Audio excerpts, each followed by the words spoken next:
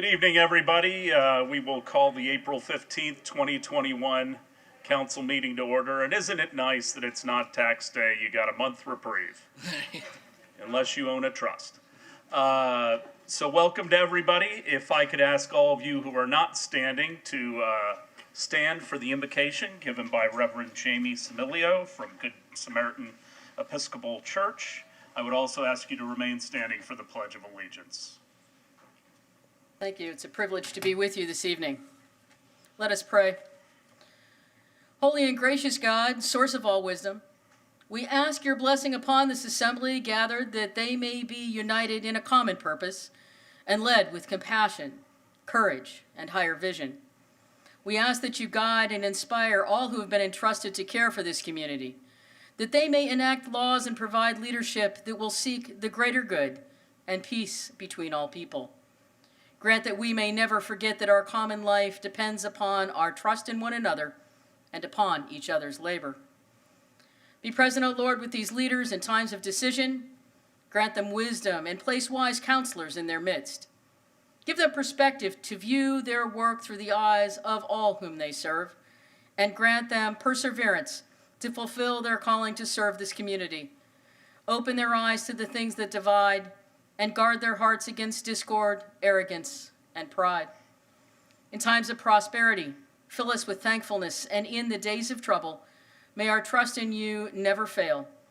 Set our course, O God, on a bright and hope-filled future, and let your light illuminate our best path forward.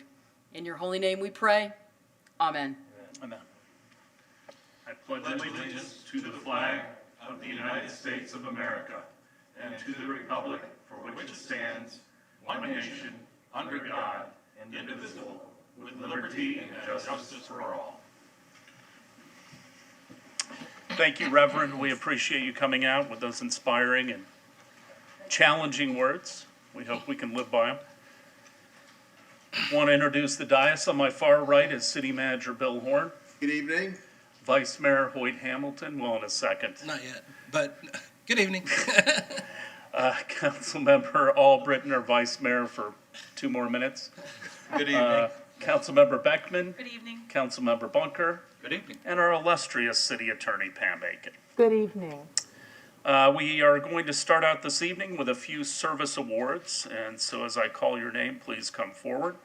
The first, for 5 years of service, Richard Gardner from Public Utilities.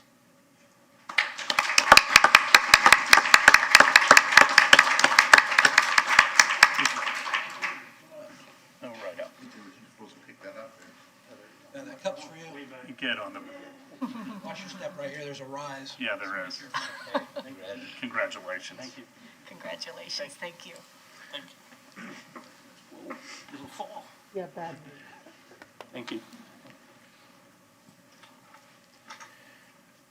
Our Employee of the Month Award for March 2021, David Scrivener from Parks and Recreation.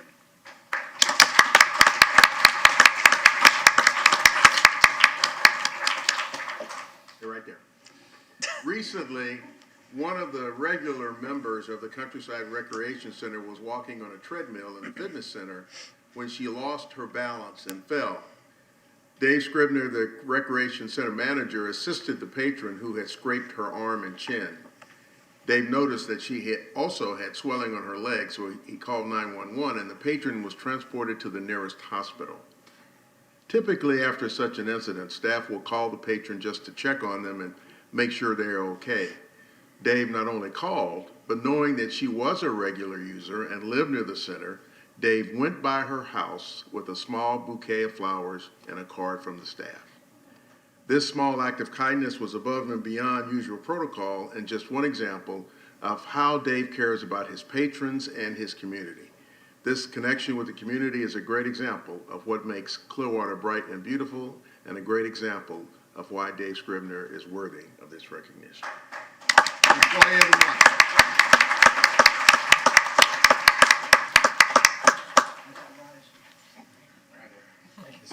Congratulations. Congratulations, David. Thank you. Congratulations.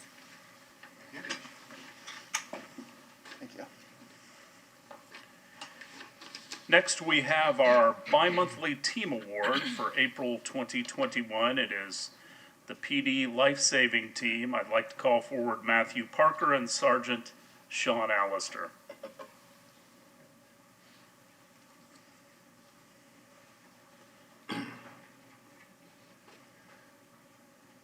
Matt Parker received an incoming 911 call from a 72-year-old male who was calling to state he was ending his life. He was completely coherent from a mental standpoint. He, however, was in significant pain due to a headache that he had been attempting to treat for years. His wife passed away 2.5 years ago and also had been trying to seek out medical help. He has had every doctor and test run and medical intervention, and nothing has worked.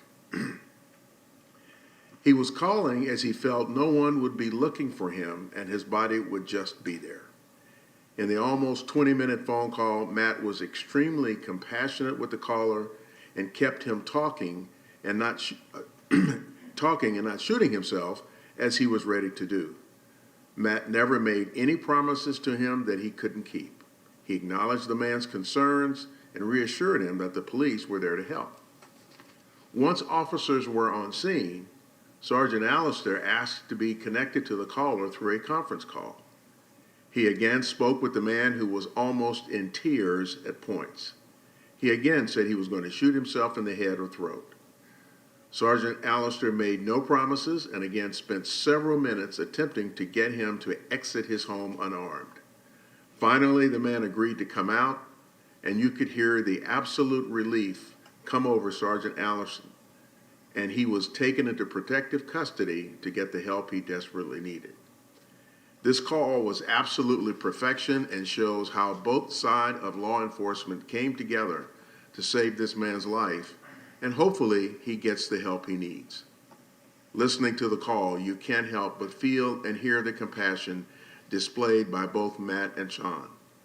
A man is still alive today due to their amazing efforts. Matthew Parker, Sergeant Sean Allister, PD Life Saving Team, March, April 2021 bi-monthly team winners.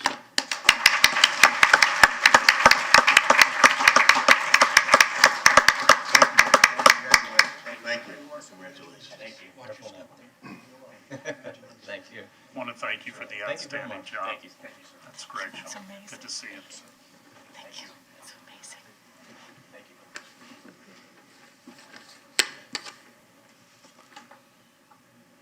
you. Gentlemen, a letter and recognition here isn't enough. Just want to thank you for all of your actions. So greatly appreciated. Next, I'd like to call forward our Fire Chief, Scott Ellers, to discuss the classification that we've gotten, or continue to hold, I would say, is a better characterization, and what it means to our entire community. Good evening, Mayor and Council. Scott Elders, Fire Chief, Clearwater Fire Rescue, thank you. Thank you for the opportunity. And I asked Chief Graham, who you get to see all the time, come up with me, because again, he's a big part of why we get a rating like this. But also, it's good to see Dave Sowers, 1158 President, again, representing the men and women of Clearwater Fire Rescue. Thank you for allowing me, they're going to put the slideshow up. Thank you for allowing me to take this short presentation, and I'll keep it short, but I do want to, show the attributes of the ISO rating that I'm extremely proud of, and I hope you and all the citizens are as well. This display says it all. We able to maintain the insurance services offices, which now we know it as ISO, has reclassified our community as an ISO 1 in regard to the public protection classification. ISO has been classifying communities and fire departments based off of various elements that I will talk about to provide guidance for insurance companies to set their premiums since around 1971. They have actually been doing it in another form since early 1900s in the United States. The range is usually from 1 to 10. 1 being have them meeting most of the requirements. 10 being a rural department that doesn't have the fire protection that we may have here. In 2020, as on this slide, from the ISO. Of the 39,850 communities that they assessed, only 388 were classified as an ISO 1. In the state of Florida, only 40. So we're proud of that fact. So this is what breaks down what the ISO Public Protection Classification Rating as points. It's based off a point system of 105 total points. And it's really all about what you see there, an engine company and a ladder company in regards to the reduction of the damages of fire. Second to only wind and hail, that's what the biggest payouts for insurance companies are, is fire damage. So the first things they look at is emergency communications, and that's the first one. And that is, how do you access 911? How do you get that fire department responding to your emergency? So out of a total of 10 points, we received 9.98 points.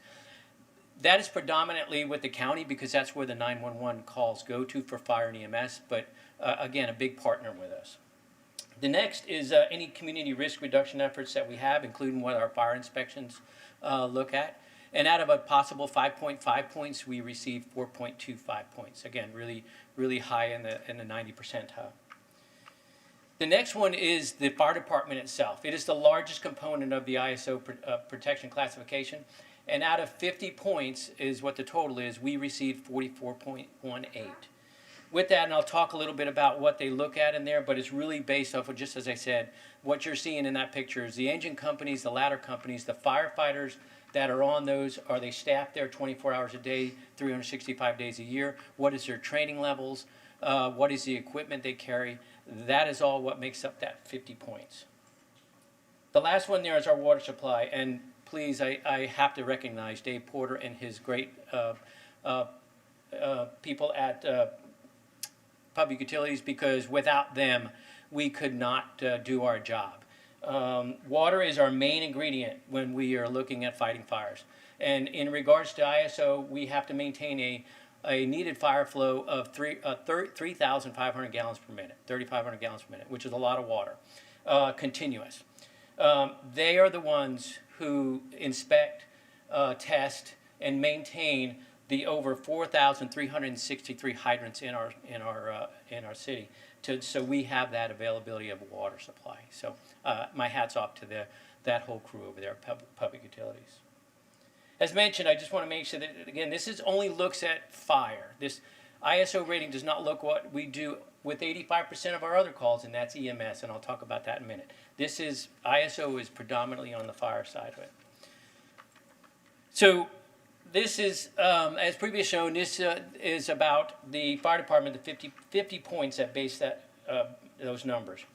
These points are based off the department's capability in responding and sustaining the needed fire flow at 3,500 gallons per minute. This is where the location, the number of engine companies come into play, as well as the equipment carried, the personnel that are aboard, the number of personnel, and their training level that are on those units. The locations of engine companies is recommended for a 1.5 mile point, meaning if my house is in a particular point of the city, that in any direction, and it's not as a crow flies as this resembles, but it's a travel aspect, that in 1.5 miles there should be an engine company. And as you can see by this depiction, which gives us a good overlay, those are our engine companies, our 8 engine companies, and how they're located around the city and how it covers predominantly the entire city.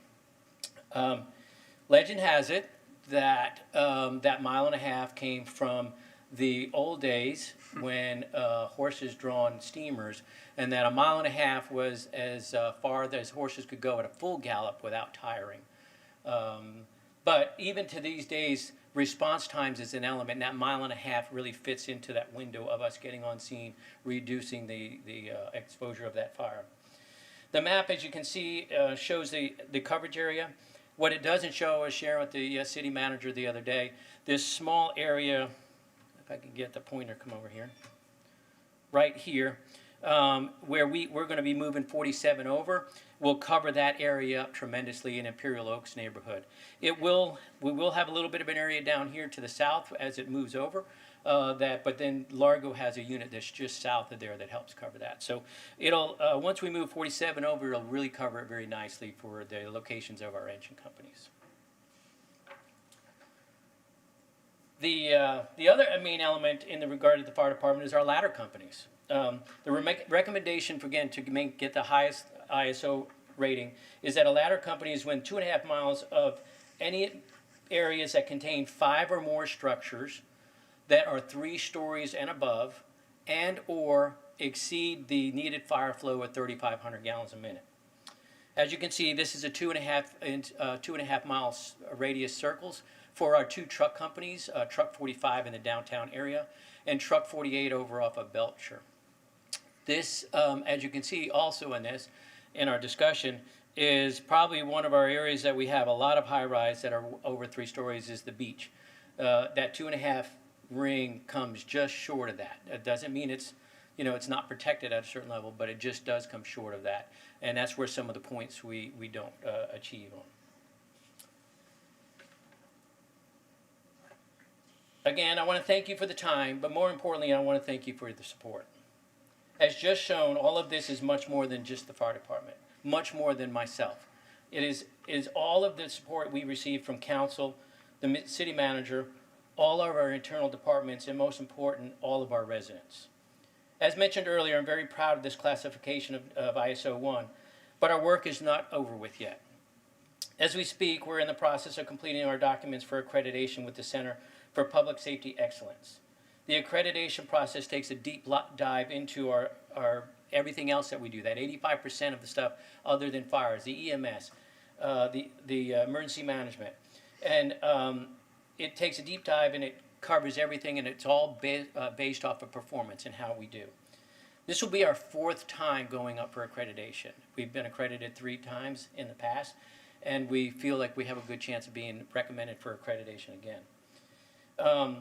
But these 2 honors, the ISO 1 and the accreditation, really exemplifies the performance that the men and women of Clearwater Fire Rescue accomplish every day, of which I am extremely proud of. As I mentioned earlier, just to give you numbers again, of those 388 communities that were an ISO 1 nationwide, only 101 of them are also an accredited agency like we here at Clearwater Fire Rescue. So again, I thank you for your support. I thank you for the time, and I'm happy to answer any questions if you had any. Thank you, Chief. I want to thank you and your staff and Sowers for all of your members. Any questions for the Chief? Kudos. Good job. Thank you. I just want our citizens to understand that this does result in lower insurance rates, and that's and safer homes and a safer community, and that's really cannot be emphasized enough. So, gentlemen, I want to thank you for coming out tonight and doing the presentation so everybody is more aware. Appreciate it. Thank you again. Thank you. Thank you.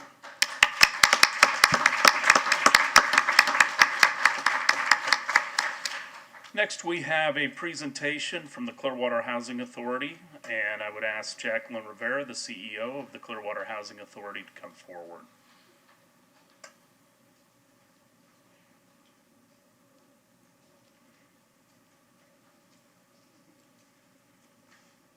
Good evening, Commissioners and Mayor, City Manager.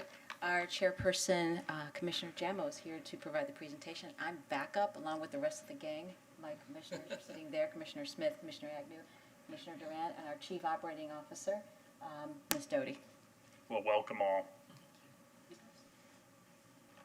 Good evening. Ms. Rivera is here to make sure I don't mess up too much. Thank you very much for your time. I'm here just to present on the status and the current developments within the Clearwater Housing Authority. As Ms. Rivera mentioned, I'm very pleased to serve as the chair. Haven't run it to the ground yet. We'll see what happens. Thank you for allowing us this opportunity. Obviously, nationally, this has been a very challenging time. I will say, and I'll take a moment to thank Ms. Rivera and Ms. Doty for all of their hard work and all of the staff at the Clearwater Housing Authority for their quick action. We were able to avoid what could have been very problematic, particularly in light of the types of assets we're dealing with and the types of close-knit folks we're dealing with. We have 4 major components that make up our assets. We have Housing Choice Voucher Program, public housing, mixed income, affordable housing, and our own commercial property, Corporate Square. So first, in our senior public housing, we have Barbie Towers, Ralph Richards Tower, as well as in family public housing, we have Palmetto Properties, Fairway Gardens, and Paradise Trail, showing a nice mixture of the different types of public housing.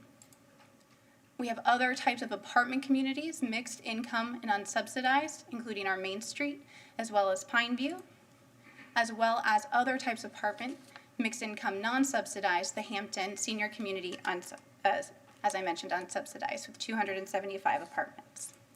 I mentioned as well our Corporate Square, which is our commercial property, and which we acquired in 2018, I believe, and has been operating very well.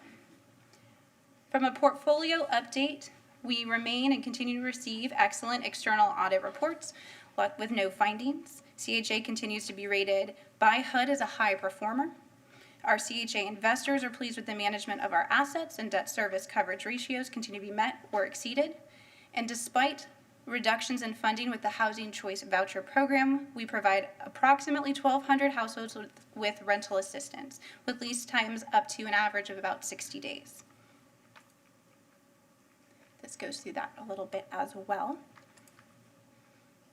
One of the things we also do to supplement our income, because as I'll address in a moment, one of our big focuses is on becoming less reliant on federal dollars, is we do provide contractual services to other organizations, most recently being to the Dunedin Housing Authority for financial, executive, and property management.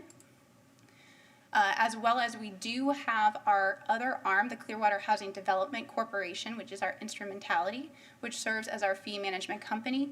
It manages our residential properties and also assists with managing the Dunedin Housing Authority property. It's imperative, and one of our main missions is to continue to find and provide housing opportunities that are less reliant on federal dollars and grants. It's also critical that we continue to ensure our programs are seamless within our community and avoid allowing our clients to be segregated within the community. CHA as an agency continues to serve as an example for folks of self-sufficiency to our clients and stakeholders through our 3 affordable mixed income communities and our corporate office building. So if you have any questions, I'll be happy to address the easy ones. Ms. Rivera will be happy to address the hard ones. Thank you for that presentation. Any questions from council? Councilmember Beckman. You had a slide about a restaurant that you have. What's that restaurant? It's located within Corporate Square. Okay. Yeah, absolutely. We actually have 2. Corporate Square has a cafe that deals with the businesses, and we lease that out. We do have a restaurant at the Hampton. That is our 275-unit property next to Ruth Eckerd Hall, and that's a full-service restaurant for the tenants and their visitors. I wasn't here when you bought the commercial property. Was that to round out your portfolio and have an income stream Yes, sir. so that you can be less dependent?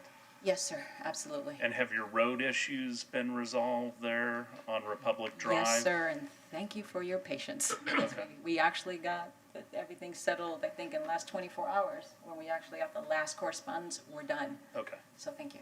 very good. Other questions or comments? Ladies and the entire board, thank you for taking the time to come out and showing your support for Clearwater Housing. I do appreciate that show of strength. Have a good evening. I would ask if there are any amendments to the minutes of the March 18th, 2021 meeting. Move approval of the minutes as submitted. Second? All in favor? Aye. Aye. Opposed? Unanimous. This time I'd like to open it up to citizens to be heard. If you'd like to speak to an item that's not on the agenda, we ask you to fill out a comment card, and we respectfully ask you to keep your comments to 3 minutes. Well, good evening. Good evening. I didn't know about the comment card, but I'm going to talk anyway. My name is John Duran, 625 Court Street, Nicole. Periodically, I feel my responsibility to come here and tell you, to report to you all that the roundabout is still working better than what we had before there 20 years ago. Absolutely. Thank you for your time. Do you have any questions?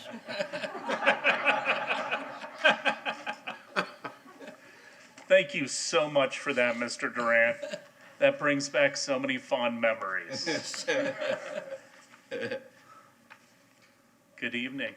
Good evening. I'm going to take a little bit more time than that. Okay. Good evening, Mayor Hibbard and council members. I'm Glenna Wentworth, and I am wearing my Sierra Club hat this evening. I bring you greetings from the future. Okay, well, greetings from next week anyway. Seriously, next Thursday, April 22nd, is a day when the world comes together and takes a pause about what we're doing to and for our planet. It's Earth Day 2021. And you'll see lots of activities, events, and education about being better stewards of our natural resources, and we are proud to play a part. Organized in 1892, the Sierra Club has been at the forefront to help protect communities, wild places, and the planet itself. We are the oldest, largest, and most influential grassroots environmental organization in the United States. Our Suncoast chapter, which Council Member Beckman's husband happens to lead as board chair right now, has more than 3,500 Earth ambassadors in Pinellas County. Our goal is to raise awareness of proper choices for our health and our planet. We held virtual tours of individual gardens, created a template for urban farms. To feed our neighbors with healthy, locally grown food, we teach effective composting techniques, and joined forces with our own sustainability coordinator, Sheridan Boyle, and the Clearwater Neighborhood Coalition to better educate Clearwater residents and businesses. The fourth Thursday of each month, the district in downtown Clearwater donates 10% of their evening revenue to a local charity. And since it falls on Earth Day, it's natural that they chose an organization devoted to the environment. We are grateful that they've chosen to support the Suncoast chapter of the Sierra Club. Additionally, we are especially pleased to announce that the Ring Workspaces will match dollar for dollar everything we raise up to $1,500. Located at 600 Cleveland Street, the Ring Workspaces offers an eco-friendly, flexible, and smart work environment designed to enhance human performance, productivity, and well-being. I would like to cordially invite you downtown to the district next Thursday, have some great food, and make a difference this Earth Day. Also, please enjoy the leftovers too, because we throw away 30 to 40% of our food every year. So that's 219 pounds per person. And while I have the mic, I would like to challenge you to start the process to be a part of 100% Pinellas. Your neighbors in St. Pete, Largo, Safety Harbor, and Dunedin have all committed to transitioning to 100% clean energy, and I welcome the continued conversation. In closing, I said I'm speaking from the future.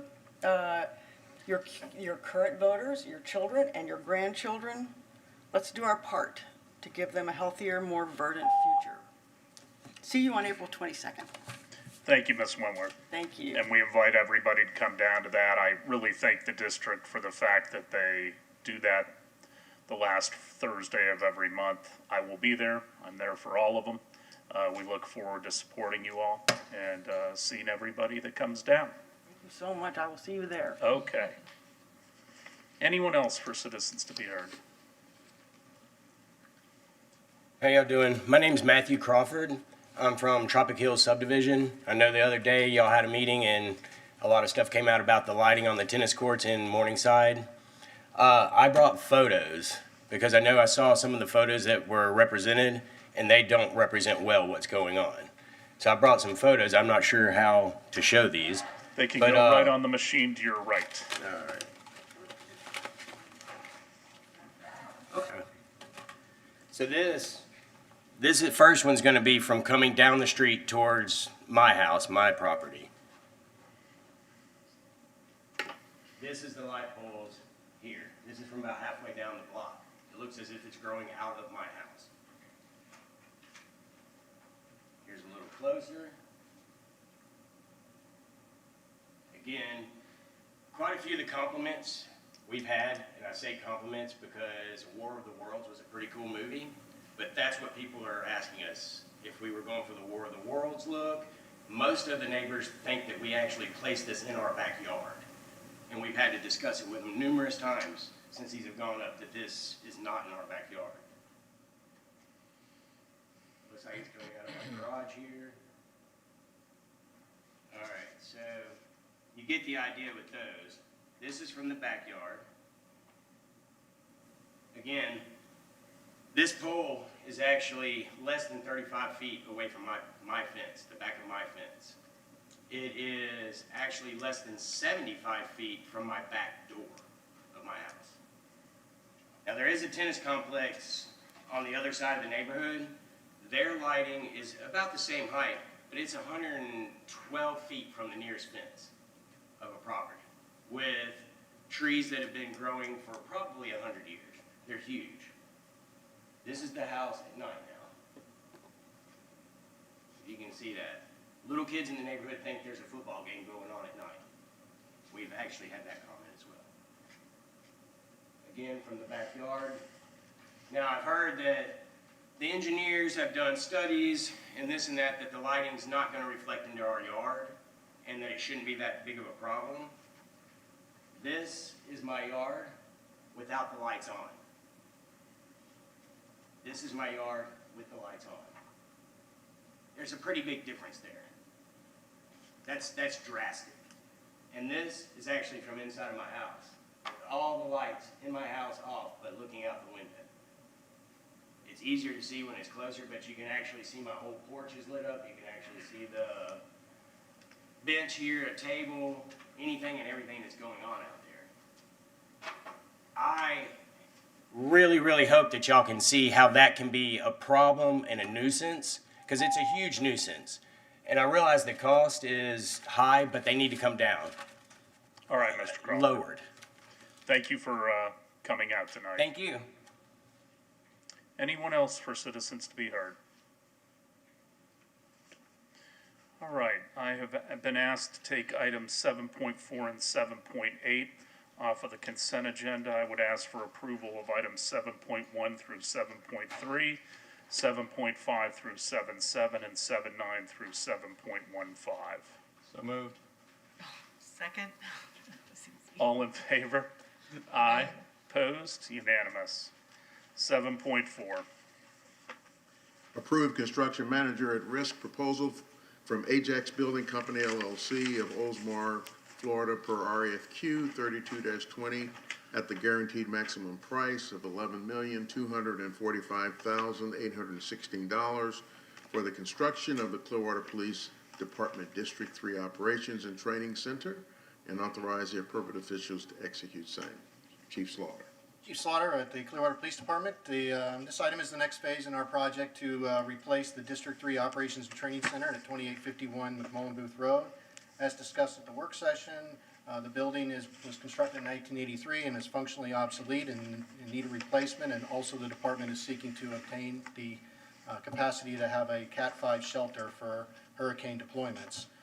Ajax has provided a guaranteed maximum price of $11,245,816 for the demolition of the old site, the site work, and the construction of the new building.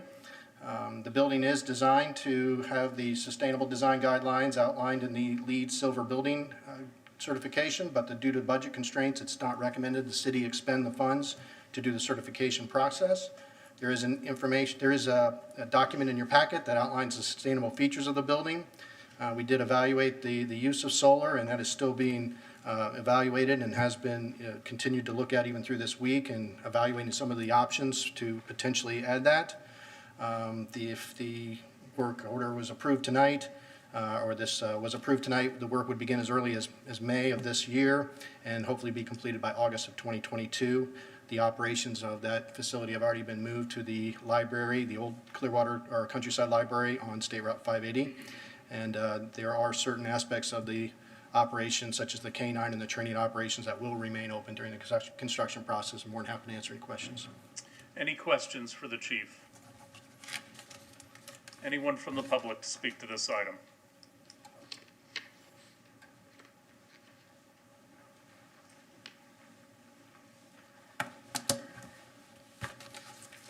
Good evening, Mayor, council members, Mr. Horn, Ms. Aiken. My name is Jamie Lewis. I live on Lake Forest Road in Clearwater. And I just wanted to come speak about this agenda item to continue the conversation about the sustainability measures taken on this building. And the importance of EOCs, Emergency Operation Command Centers, is not lost on me. They're vital to the community, and I'm glad that we are building a new one, as old as, and obsolete as the old one is. And I appreciate that they were built to the LAED Silver standards. Totally understand not spending the money to have them accredited. Though I would say it would be nice if the standards and what was done on the building was a little bit more available to the public. I was able to find it on your website and in your packets. Furthermore, I just wanted to talk about pushing a little harder on going for carbon net zero or carbon neutral. And we know that the United Nations Framework Convention asks that everyone convert to carbon neutral by 2050. And many cities across the country, including Los Angeles, Des Moines, Iowa, and Boulder, Colorado, have promised to reach that by 2030. I would assume that this building will last at least 40 years like the old one, probably longer, and that would put us past 2050. And I know that a representative from Harvard Jolly said that we would be attaining 72% energy from solar on this building as a baseline. I think that we should push a little higher, and I know that one thing that was mentioned was not wanting to go back on a building like this and have to change things or add things, and I don't think we want to have to go back and do anything to meet this 100% carbon neutral thing in the future. Now, I understand the concern about putting extra holes in a roof that's a Cat 5 shelter, but there are other companies across the country who are putting ballast mounted solar panels on flat roofs. There are also solar shingles that can be mounted without that concern. And there are other ways to pursue this. Even looking just at some carbon sequestration to bring those numbers in line. There's one thing where you generate electricity without emitting carbon, and there's ones where you take carbon out of the atmosphere, which is basically just planting trees and things like that.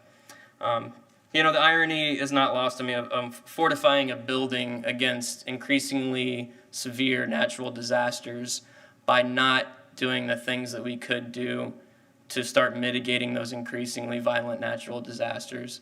We can only do a little, here in Clearwater, here in Florida, but if we just do our part and trust that everyone else will do theirs, maybe we can turn this thing around. So I appreciate your time. Thank you very much. Thank you.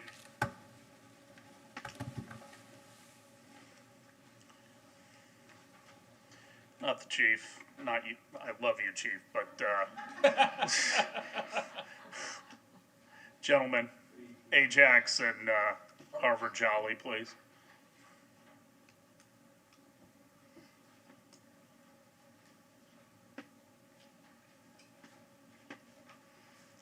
Do you want to address some of those questions, like the solar shingles and also the panels? Are you familiar with that type of installation? Yes, we're familiar with lots of different ways of doing solar. This project doesn't have a high sloped roof, so there are no shingles. It's a low slope roof application. We are continuing to look at different alternatives, even after we spoke earlier in the week. So, and we've provided the city with some additional information, city staff with some additional information on return on investment and some of the systems that we've already looked at, and we will continue to look at others. Staff asked if we were familiar with some that are more of a, not what the gentleman was referring to, but because that's a little bit more residential, but more applicable with this project with a low slope roof, more of a flexible peel and stick application, which we've done before. The biggest challenge that we have on this building is that it's rated for 200-mile-an-hour wind speeds. So typical products aren't always available. There aren't too many people are building 200-mile-an-hour wind speed buildings. So the very first thing we have to look at with any option is, does that manufacturer provide something that can withstand those kind of wind speeds and the pressures? So that's the very first thing that we look at. If they can't achieve that, we can't really do it.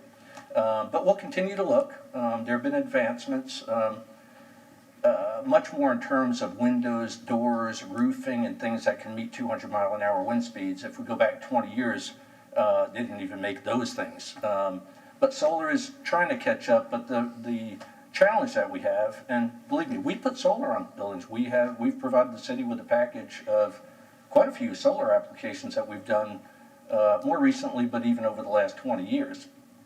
So we'll continue to look, and we'll advise city staff. Hopefully that answers. Any other questions for Mr. Foslowski? Councilmember Beckman. Well, I just wanted to say, well, thank you to Mr. Lewis for coming and speaking towards sustainable actions. And I do appreciate our conversation that we had on Monday. I think what I'm hoping for is that we look at and I applaud the police department, whoever had a hand in giving us a full-page document that dealt with sustainability features, so that was great. But that needs to be standard operating procedure, I think, and I think we need to look at what is the consumption of this building and how are we going to offset it, and that should be standard operating procedure as well. And I think we need to understand that when you put solar on a building, you will save money, and that's how we need to go forward, operating as we go forward. It's not there will always be a return on investment. It will always be a good investment to put solar there. It doesn't have to cover all the needs in the building, but it will reduce our energy bill. And I think as we look at Greenprint in the next few months, and I'm going to work very hard to have carbon reduction goals, that's where these buildings and the decisions we make with these buildings will factor into that, right? What are we going to get our numbers down? And then one thing, and I didn't pull this from the agenda because I kind of covered it. I asked Chief Slaughter later in the week, but EV readiness wasn't addressed on that sustainability page. And so I called up Dory Larson, who's with the Southern Alliance for Clean Energy, and asked about what kind of ratio can we expect so that fleet that transitions to hybrid or all electric will be able to be plugged in, plus the police officers who are going to be working there, if they're driving their personal vehicles, they're going to be plugging in, because that's the near future. And so, do you have any feedback on EV readiness there? Yeah, the ratio of parking, is it like 10% to 20%? It really depends. I'd like to say architects don't really make the decisions. We offer all the possibilities to a client. Some places it's more applicable than others. So we're doing a lot of EV charging stations. This is a little bit different with police. So the discussion had occurred, and we chose not to. There were a lot of funding pressures on this project. If you remember, the original project included the K-9 building and other aspects. So we're really under a situation where we're trying to get everything that the police needed for their operations. And we talk about a lot of different things. Some we go with, and some are just not affordable. So I think the EV was part of the discussion. It's not currently part of the project. But we're familiar with it. We're doing it on other projects, typically a little bit more with public projects where you have citizens coming to a building. So, a more public building, we would definitely be doing it. Chief, what was the original budget on this project? And obviously it's down to $11.25 million now. We contracted to have a master plan design, and the original estimated cost to do the project the way it was thought of was $16 million. So we had to lose $4 million to get to where we are now today. We have a K-9 facility that is, it works, but it's not a very adequate building. We scuttled that project to get to the funding constraints that we have. It was originally a 2-story design. It changed to a 1-story design. We eliminated holding cells. We eliminated a carport. We have like a cover for the vehicles, so if it's raining, they can get prisoners in and out or people in and out, but we don't have a holding cell. We removed some very critical things that are bare bones. I referred to it earlier this week as this will meet our current needs. Originally, we were trying to build a building that would meet the agency's needs moving forward. We have been working with them with regard to the solar. Some of the most recent estimates we got are $1.3 million, and the ROI somewhere in the 25-year range. I believe Mr. Maxwell's working with some of you to potentially bring that back in May or something for a decision. There is, maybe Ajax wants to talk to it. There is a time constraint here for what we have on the table here, because these prices that they received to get our GMP is contingent on time, of course. So I don't know if you know, if the decision is we need to make a solar decision, it needs to be quickly, and even May is kind of a stretch. Thank you, Chief. Sure. Mike Wilson, Operations Manager with Ajax. So in respect to schedule for the solar component, we've come up with I'm going to say it's a little bit more than a rough order of magnitude number, but we do have some feedback from some subcontractors, but we would have to get a basis of design element, bid that out, get that and turned into a change order and bring it back to council for approval. So we could be looking at a couple of months for that process. We're ready to get rolling, as Chief had mentioned. So getting that and incorporating into our procurement process is going to be extremely critical. We don't want to get too far down the road without integrating the solar component into the procurement. It's going to cost a little bit more if we wait a little bit longer as well. So we're really at that precipice to say it's a critical decision that we need to make to integrate it into the project or not, or it's going to have an implication for additional cost later down the road. Thank you. Any other questions or comments?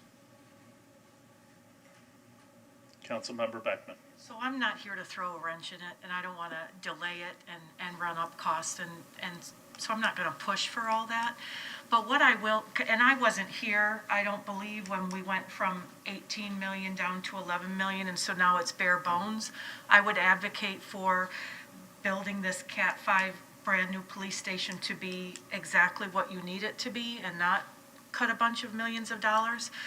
But I think we need to remember, as we talk about, and not tonight, but things about Imagine Clearwater and things about Phillies and things about bluff subsidies and things about the effects of the increase in minimum wage and all of those things that we have in our cart to spend money on, that we need to be aware of it so that when we make these decisions where we could have done some things that our energy saving will save us in the long run, and I don't know about a 25-year ROI, but whatever, but I think we need to always have that poster in front of us of what we think we want to spend money on, because to me, I would prefer not to cut money out of a police station that's going to be there for 40 or 50 years or whatever, and make it bare bones. But that's just a little philosophical statement.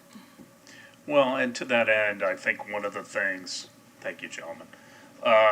I think one of the things that will come out of our strategic planning process is, prioritization of funds, not only by the council, but also from citizens. That's one of the best things that comes out of that process, is the prioritization that citizens have for the city. And it really does create a funnel that drives decisions for the future.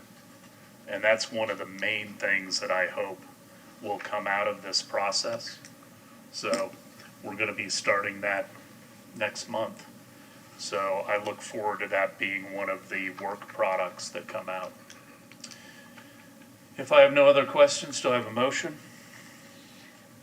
A motion to approve agenda item, 7.4. thank you, 7.4. Second. All in favor? Aye. Opposed? Unanimous. Item 7.8. Authorize the award of an invitation to bid 18-21, membrane cleaning chemicals and related services to Amaya Solutions, Inc., DBA American Water Chemicals at Plant City, Florida, for an annual not-to-exceed amount of $80,000 with the option of 2 one-year extensions at the city's discretion, and authorize the appropriate officials to execute same. Good evening, Council. Rich Gardner, Assistant Director of Public Utilities. The item before you today is the award of a contract for membrane cleaning chemicals for the reverse osmosis plants. The membrane cleaning chemicals are used in the water treatment plants to clean the reverse osmosis membranes, which we use to treat the drinking water. AMA Solutions was the lowest responsible bidder for these chemicals, and we are asking for a not-to-exceed contract amount of $80,000. This is a one-year contract from April 16, 2021 through April 15, 2022 with the option for 2 one-year renewals. I'm asking for your approval to award, and I'm happy to answer any questions. Any questions for Mr. Gardner? Anyone from the public to speak to this?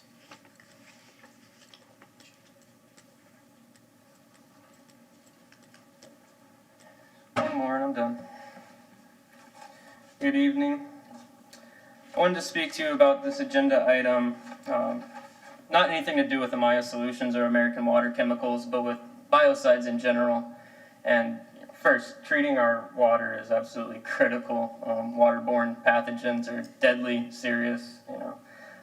And I'm sure we've been treating our water the same way with these biocides and cleaning these membranes with the biocides for quite a long time, but I just wanted to take an opportunity to plant a seed about thinking about a different way to approach this. These biocides are designed to kill pathogens, microorganisms, bacteria, viruses.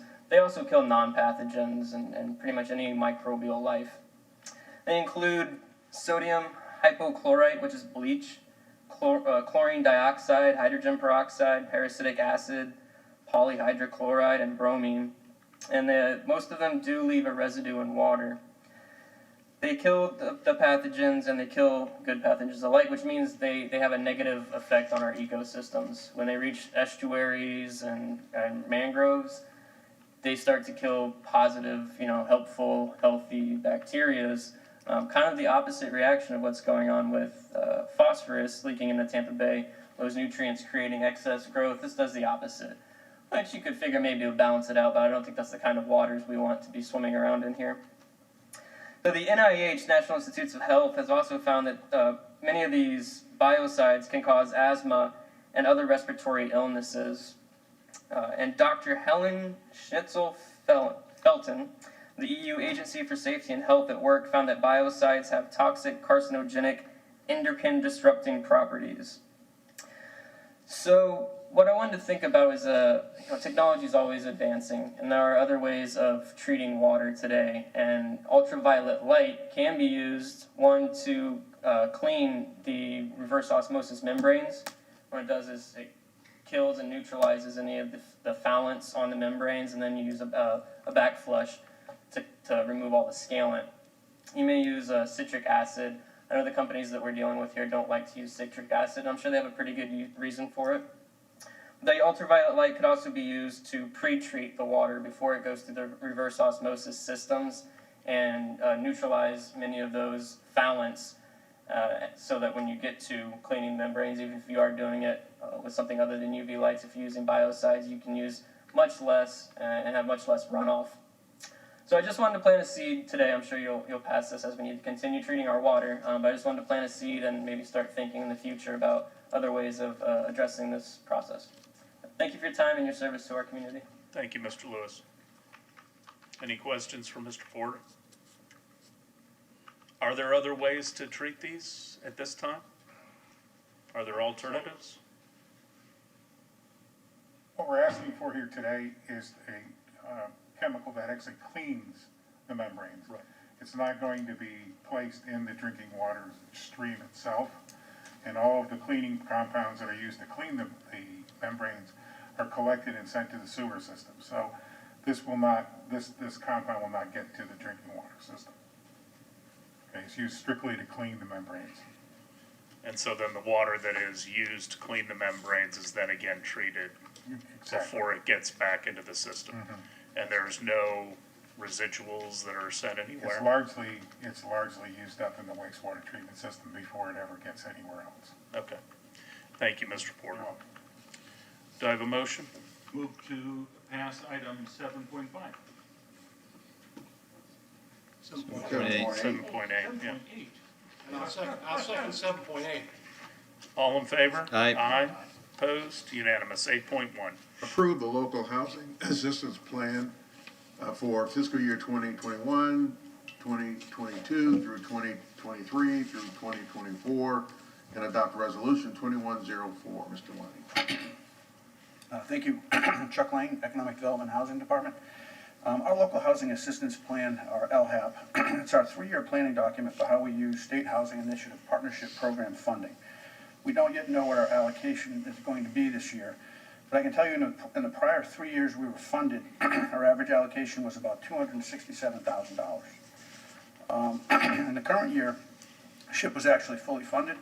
We were to receive $1.25 million, but the statewide allocation was vetoed by the governor during the early stages of the pandemic with a concern over projected revenue shortfalls. We receive roughly $200,000 to $250,000 a year in program income. The LHAP document outlines 6 strategies that are the basis for housing assistance programs that we have in place to assist Clearwater residents with housing needs. Those strategies are new construction. We provide 0% interest construction loans to developers to build single-family homes. Under this strategy, we can provide down payment assistance to the homeowner, to the home buyer. Next strategy would be acquisition of existing homes with rehabilitation. We help developers, again, with a 0% interest loan to purchase distressed homes, fix them up, and sell them to a qualified buyer. We can also provide down payment assistance to the home buyer under this strategy as well. And then a standalone strategy is down payment assistance and closing cost assistance for existing homes without rehabilitation. There's no developer involved in this strategy. We work directly with the home buyer. Our loans take second position behind a first mortgage. Owner-occupied rehabilitation. We work directly with the homeowner to connect them with a contractor to rehabilitate their home. Again, 0% interest. Depending on the homeowner's financial situation, the loan may be deferred for the life of the loan. For payment loans, it's a 20-year amortization period. And then multifamily housing, we finance developers with loans for new construction and rehabilitation of multifamily projects. And then lastly, our last strategy is disaster mitigation. In the event of a declared disaster, this strategy gives us the flexibility to respond quickly with grant funding. This is the only strategy of the 6 that we fund with grants. The other 5 strategies are funded with loans. So these are the same strategies we have in our current LHAP. For the most part, programs aren't changing much. We are changing, making significant changes to the terms of our down payment assistance loan. We're increasing the maximum subsidy from $20,000 to $45,000. As with the current program, the loans are deferred for 5 years, but when the payments begin 5 years down the road, 50% of the loan will be paid back over the next 20 years. If the homeowner gets to that 20-year period and they're not in default, the remaining balance will be forgiven. We're proposing these changes to respond to market conditions, as I explained on Monday. So lastly, the document discusses our incentive strategies. In the fall, we convened our Affordable Housing Advisory Committee. Ms. Beckman sits on that committee, represents the council.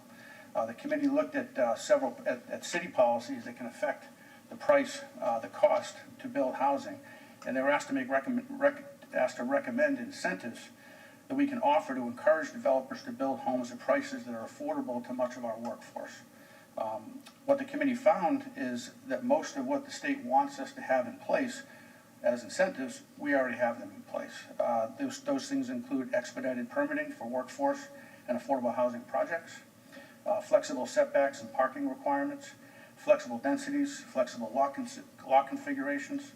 Our policies support development near transportation hubs and major employment centers. The committee was required to meet every 3 years prior to the last legislative session. Now they're required to meet annually, so we'll be working with them again this fall. So later this month, when the legislature completes its 2021 session, we'll have a better idea as to what our allocation will be for the coming year, which with state funds starts on July 1. There is some damaging legislation being proposed that would permanently cut funds that are supposed to be directed to SHIP and other housing programs. So any folks that are watching this evening, if you're interested in preserving these funds for housing as they were originally intended, please reach out to your state representative and make your voice heard. I would like to say lastly that the Neighborhood and Affordable Housing Advisory Board on March 9th recommended City Council approval of this item. I'll take questions, please. Any questions for Mr. Lane?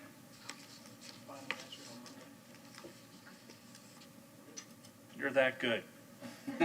Okay? I just want you to know. Are there any citizens to be heard on this item? I have a motion. Approval of agenda item 8.1. Second. All in favor? Aye. Opposed? Unanimous? Ms. Aiken? Resolution number 21-04, a resolution of the City of Clearwater, Florida, approving the Local Housing Assistance Plan as required by the State Housing Initiatives Partnership Program Act, subsections 420.907 through 420.9089 Florida statutes, and Rule Chapter 67-37, Florida Administrative Code, authorizing and directing the mayor to execute any necessary documents and certifications needed by the state, authorizing the submission of a local housing assistance plan for review and approval by the Florida Housing Finance Corporation, providing an effective date. I move to adopt Resolution 21-04. Second? Anyone to speak to the resolution? All in favor? Aye. Opposed? Unanimous. 8.2. Approve the annexation initial future land use map designation of residential low and initial zoning atlas designation of low medium density residential district for 1313 Parkwood Street, together with certain Parkwood Street right-of-way, and pass the appropriate ordinance on first reading. Ms. Clayton. Good evening, Gina Clayton, Planning and Development. This property is located on the south side of Parkwood Avenue, just east of Betty Lane, and it's occupied by a single-family home. The owners are requesting annexation so they can hook up to the sanitary sewer service and also receive solid waste service. They have paid all of their impact fees, so once this is approved, they're ready to go. The property is eligible for annexation as it's surrounded by city boundaries on 3 sides. The Development Review Committee is also recommending that you annex the right-of-way that's in front of the property. Staff is recommending approval, and I'd be happy to answer any questions. Any questions for Ms. Clayton? Anyone from the public to speak to item 8.2? A motion? Motion to approve agenda item 8.2? Second. All in favor? Aye. Opposed? Unanimous. Ms. Aiken. Ordinance number 9440-21, an ordinance of the City of Clearwater, Florida, annexing certain real property located in the south side of Parkwood Street, approximately 340 feet east of North Betty Lane.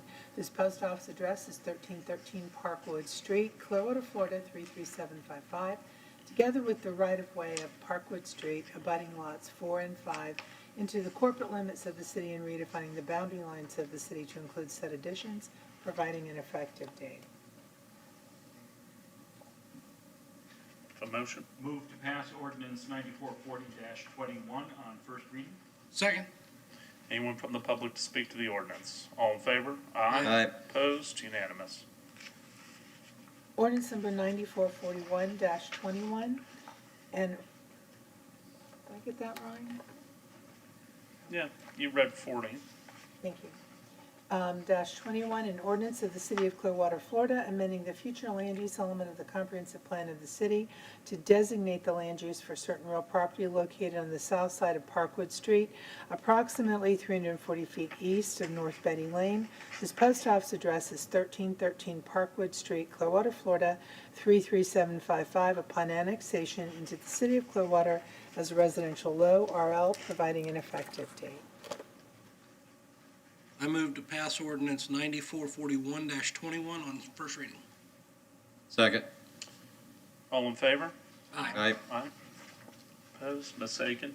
Ordinance number 9442-21, an ordinance of the City of Clearwater, Florida, amending the zoning atlas of the city by zoning certain real property located on the south side of Parkwood Street, approximately 340 feet east of North Betty Lane, whose post office address is 1313 Parkwood Street, Clearwater, Florida 33755, upon annexation into the City of Clearwater as low-medium density residential, LMDR, providing an effective date.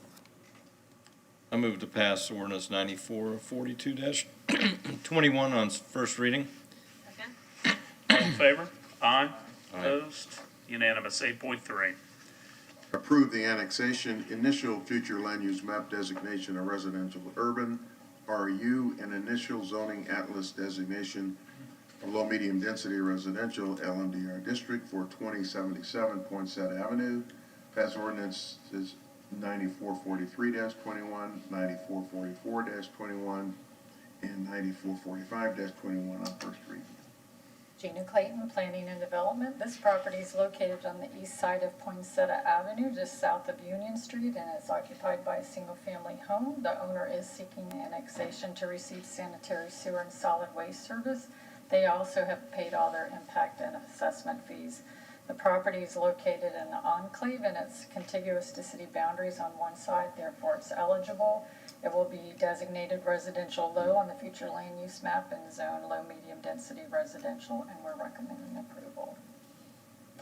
Any questions for Ms. Clayton? Anyone from the public to speak to item 8.3? Have a motion? Motion to approve agenda item 8.3. Second. All in favor? Aye. Opposed? Unanimous. Ms. Aiken? Ordinance number 9443-21, an ordinance of the City of Clearwater, Florida, annexing certain real property located on the east side of Poinsettia Avenue, approximately 150 feet south of Union Street. This post office address is 2077 Poinsettia Avenue, Clearwater, Florida, 33755, into the corporate limits of the city and redefining the boundary lines of the city to include said addition, providing an effective date. Move to pass ordinance 9443-21 on first reading. Second. Anyone to speak to the ordinances? See none, all in favor? Aye. Aye. Opposed? Unanimous. Number next. Ordinance number 9444-21, an ordinance of the City of Clearwater, Florida, amending the future land use element of the comprehensive plan of the city to designate the land use for certain real property located on the east side of Poinsettia Avenue, approximately 150 feet south of Union Street. His post office address is 2077 Poinsettia Avenue, Clearwater, Florida, 33755, upon annexation into the City of Clearwater as residential urban RU, providing an effective date. I move to pass ordinance 9444-21 on first reading. Second. All in favor? Aye. Opposed? Unanimous.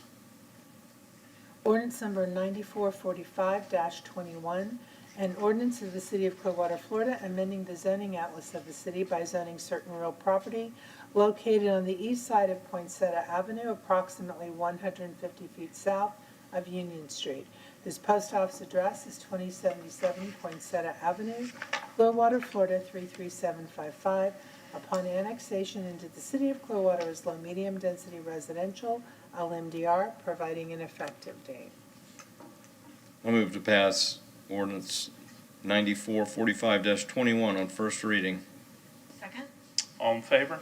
Aye. Opposed? Unanimous. 9.1.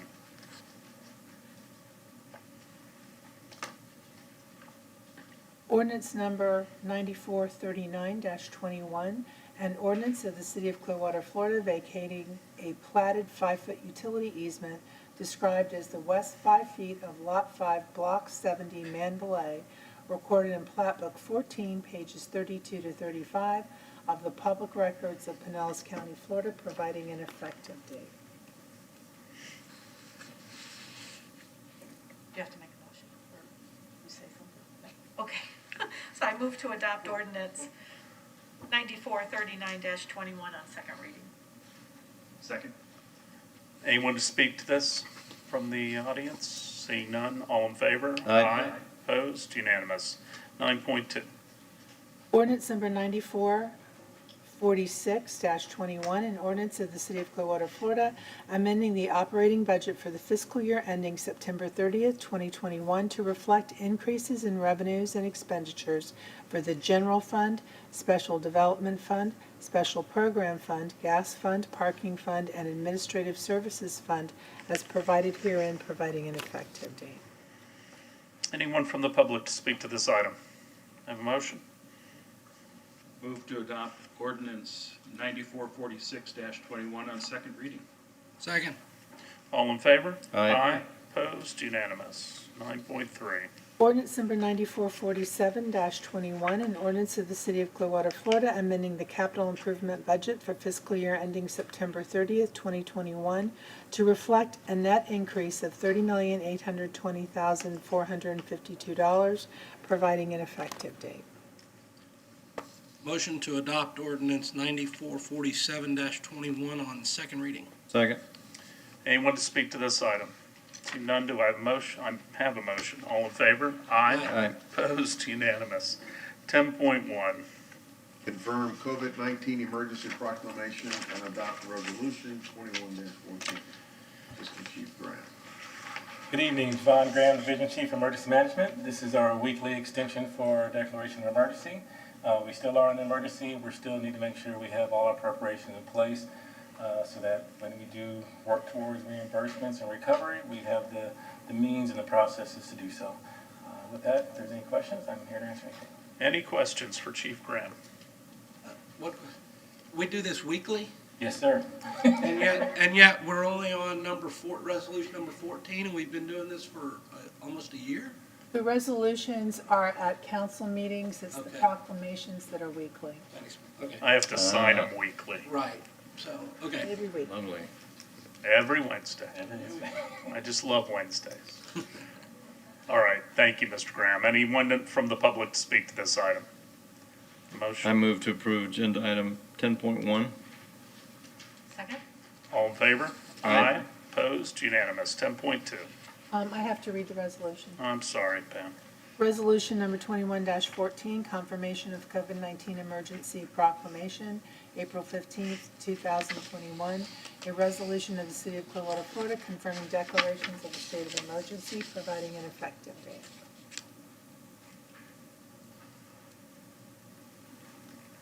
Motion to approve resolution. Your turn. Me? Yeah. Oh, motion to approve. Resolution 21-14. Second. All in favor? Aye. Opposed? Unanimous. 10.2. Accept 3 10-foot utility easements from WSSA Palm Harbor VA LLC for the construction, installation, and maintenance of city facilities on real property located at 26286 US Highway 19 North, and adopt resolution 21-15. Skip. Thank you, Mr. Horn. Good evening, Mayor and Council. Tara Kivett, Engineering Director. These easements will allow the city to maintain its infrastructure on the former Toys R Us site for commercial development. Any questions? Any questions for Ms. Kivett? Anyone from the public to speak to item 10.2? A motion? Move to adopt resolution 21-15. Just the item first. Move to pass item 10.2. Second. All in favor? Aye. Opposed? Unanimous. Ms. Aiken. Resolution number 21-15, a resolution of the City of Clearwater, Florida, accepting 3 10-foot utility easements from WSSA Palm Harbor VA LLC for construction, installation, and maintenance of city utility facilities, providing an effective date. I move to adopt resolution 21-15. Second. All in favor? Aye. Opposed? I think we're a little off because we had such a big dinner because Carolyn's Kitchen catered and it was so delicious. And everyone's falling asleep because of all the food that was consumed. So we'll try to get back on track. 10.3. Accept a utility easement from Fort Harrison Prop Company LLC for the construction, installation, and maintenance of city utility facilities on real property located at 500 McLennan Street, and adopt resolution 21-03. Thank you. Again, Tara Kivett, Engineering Director. This easement will allow city staff to maintain utilities on the site of the new waterfall building located at Fort Harrison and McClellan. Any questions? Any questions? Anyone from the public to speak to item 10.3? I move to approve agenda item 10.3. Second? All in favor? Aye. Opposed? Unanimous. Ms. Aiken. Resolution number 21-03, a resolution of the City of Clearwater, Florida, accepting a utility easement from Fort Harrison Prop Company LLC for the construction, installation, and maintenance of city utility facilities, providing an effective date. Have a motion? Motion to approve resolution 21.08. Oh. 03. Sorry, put the glasses down. 03. Second. All in favor? Aye. Aye. Opposed? Unanimous. 10.4. Amend the Clearwater Code of Ordinances by replacing Division 3 of Article 6, Chapter 2 in its entirety with a revised Division 3 of Article 6, Chapter 2, and by replacing Division 4 of Article 6, Chapter 2 in its entirety with a revised Division 4 of Article 6, Chapter 2, and pass ordinance number 9460-21 on first reading. Owen Kohler, City Attorney's Office. The ordinance seeks to amend two different divisions. One is in Chapter 2, Article 6, and it is Division 3, which deals with the procurement of commodities, services, and construction, and the expenditure of those funds. And also Division 4, which is the disposition of surplus tangible personal property. Now, both of these divisions haven't been updated, amended, or changed since 2006. This is part of a general review. It was not due to any type of specific reason or event. We currently have the purchasing code, the purchasing manual, and related policies. And while our practice does not change, this ordinance is needed to amend everything and consolidate so it's all in one location. Now, the Division 3 is going to be divided into 4 subdivisions. The first subdivision just deals with the overall purpose and application. The second subdivision just maintains that the procurement office is still going to be centralized. In the third subdivision is where we have some of the changes. For instance, we are going to have just one ordinance that's going to have all the methods of source selection, whether it be a low bid, a request for proposal, or request for qualification. We are also going to be changing the bid protest fee. Currently it is 5%. So if a bidder bids, whatever the bidder's bid would be, it would be 5% of the bid, and a max would be $2,500. Now we're going to be changing that to where the bidder's bid is going to be, they would have to put a fee of 1%, a max of $5,000. We still maintain the exceptions, and then we are also adding a section about the authority to debar or suspend, which I don't think we have done.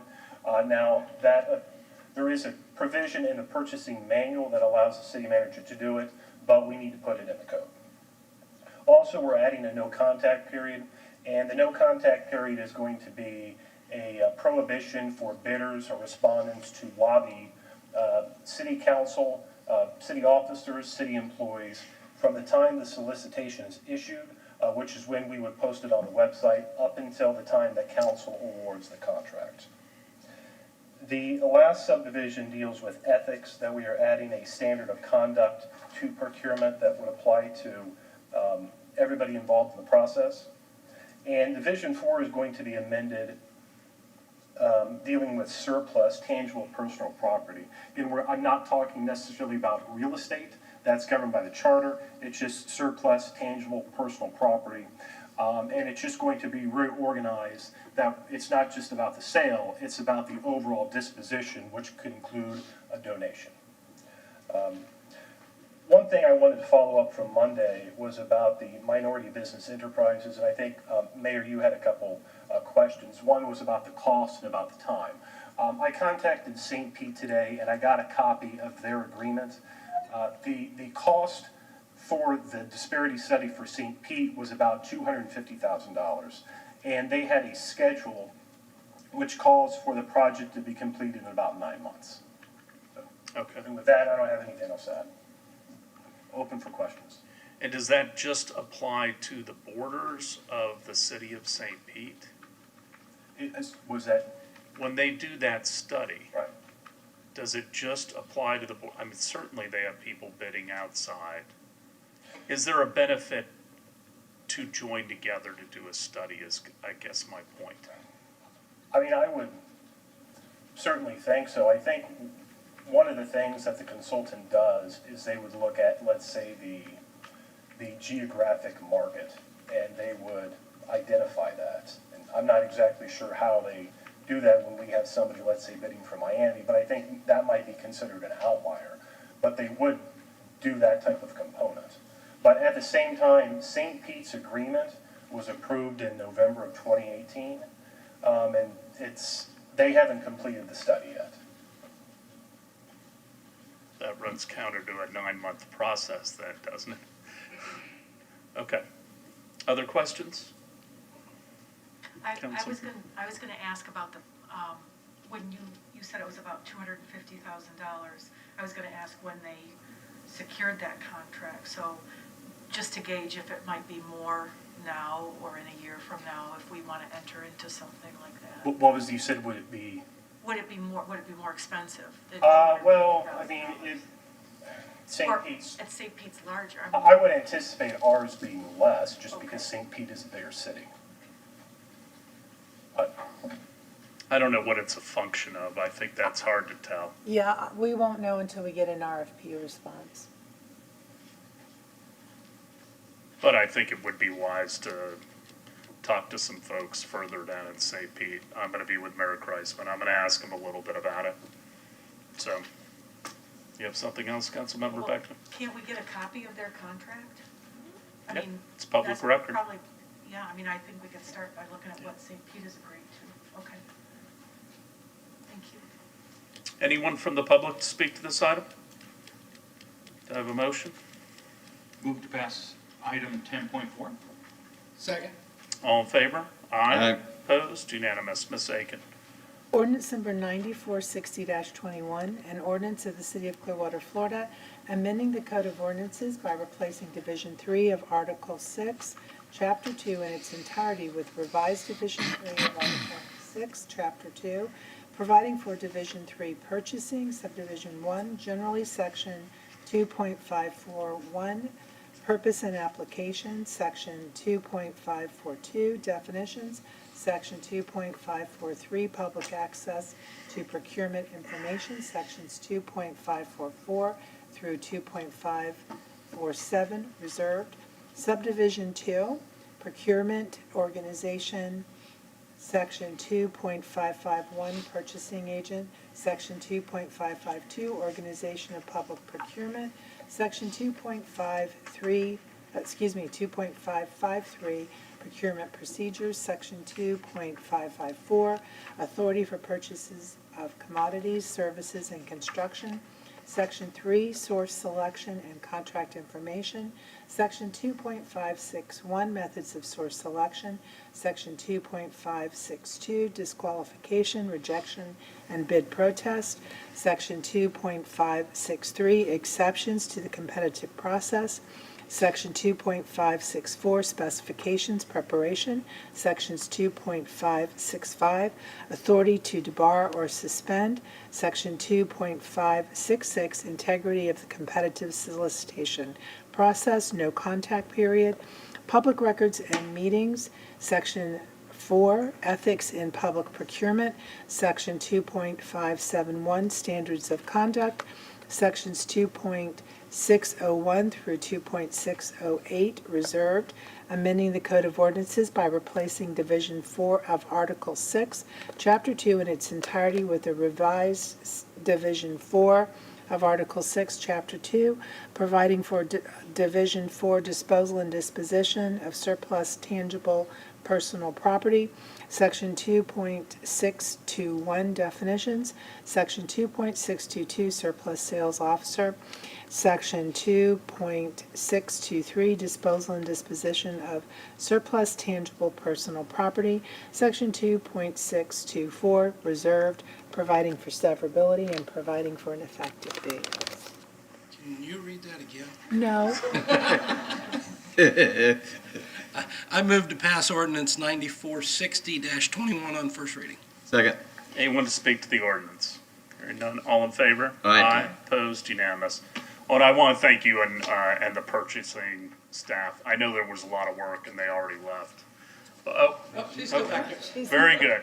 I know there was a lot of work involved in this. There's a lot of work in all the agenda items, but I know this was significant. I just want to thank you all. definitely a group project. I would like to take the agenda out of order. I think we need to tackle item 12.1 first before we do the appointments for 10.5. And personally, I will just tell you, I think we ought to decline on the resolution from the DDB. But I'd like to talk about that first. Do one of you want to present the item? Amanda?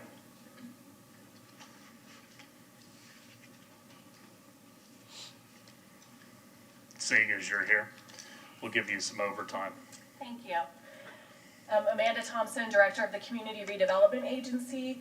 And as you know, the Community Redevelopment Agency has an interlocal agreement with the Downtown Development Board to provide their staff and also to return the CRA's portion of tax increment back to the Downtown Development Board, which is then used for marketing small business grants and prior to COVID, predominantly special events.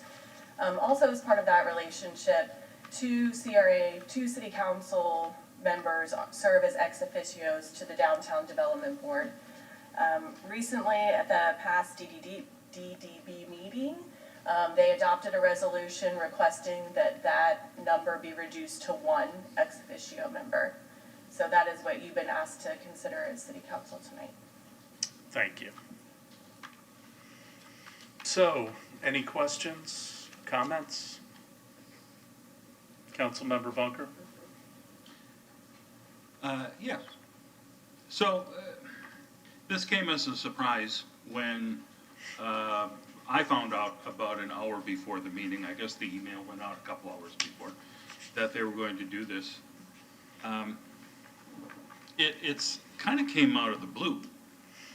And I was concerned because of the way it was presented by the DDB's attorney, Elise Winters, that she seemed to be saying, Mr. Bunker, we are wasting his time, so we don't need to have Mr. Bunker here. Before I was appointed to the Downtown Development Board last year, several of the board members appeared here to say, please don't appoint Mr. Bunker, and the board president, Paris Morphopoulos, said at that time, if you do, we could take action as a board to remove him if we have to. And it seems like this was the second attempt to kind of do that. So I would request that we not pass this, and I would like to stay on the board if I may. Well, you're no longer Vice Mayor. Sorry, Councilmember Albrecht. No, that's going to be real hard for I'll you. get it wrong a couple times, I'm sure. Yeah, just a comment. I've been thinking about this a lot since, and I went back and watched the DDB meeting.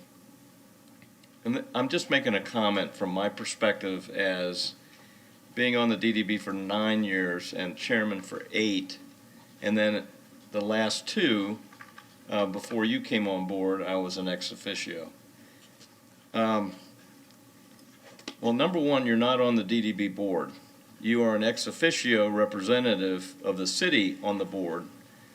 And my understanding of that function, all the years I was on the board, watching the 2 ex officios that were sitting over there, that most of the time they didn't say a word. They're there as a representative of council to answer questions by the elected board of the DDB. You aren't part of the board when you're an ex officio. So your comments really should be kept, any kind of a comment on a vote or anything is inappropriate. You're there as an advisory position, representing the entire council. And then coming back to give reports to the council as what happened in the DDB. So I think there might have been some rub there at one point, maybe of really not understanding your role as an ex officio and not part of the board. I had thought about this and talked to the city manager. I always wondered why there were 2 ex officios, because the CRA had taken it over at some point. You got representation from the CRA staff. There's lots of ways. See, the DDB was first started as a whole separate thing from the city. It was an elected board. They met in another building. They had their own staff. It wasn't really related to the city, but their function was to promote the Downtown Development Board area where the people are paying an extra mil, or now 0.96 mil of tax, to help the area get started back up again and be vibrant. So maybe the two ex officios were kind of a leftover change from the time where, when the DDB got brought into the actual, city and the staff was shared with CRA. It's hard to understand all that, but I do understand why and how, I understand even how it was set up with certain council members back a while ago. But I always wondered, and this is just what I wondered, and why there's two, because they kind of just sat over there. I could give you specific names, which I won't, but they looked like they were just bored out of their mind,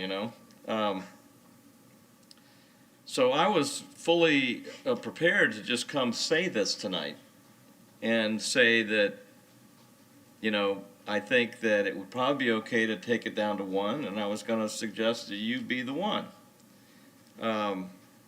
Because I don't know if we need two on there, but this issue is it's a tough one, because we have a board that's made up of Scientology members, and then we have you as an outspoken opponent, and I know that it mixes like oil and water, but your job really is just to answer questions, and I'm fine with having you there in that position to do that, but just not interject your thoughts and why things go on. And if you can do that, I don't have a problem with dropping it to one, but I want to listen to what everybody else says. I wanted to kind of let you know what went through my mind. Vice Mayor? Oh, that's me. That's right, I got it right. My whole issue here is timing. This, you'd have to be deaf, dumb, blind, and dead not to see a connection between the timing of this resolution and what the DDB's makeup is and who our ex officio members are. And for that reason, I agree with the mayor when he says, my first gut reaction to this is to not accept the resolution and let's keep the status quo.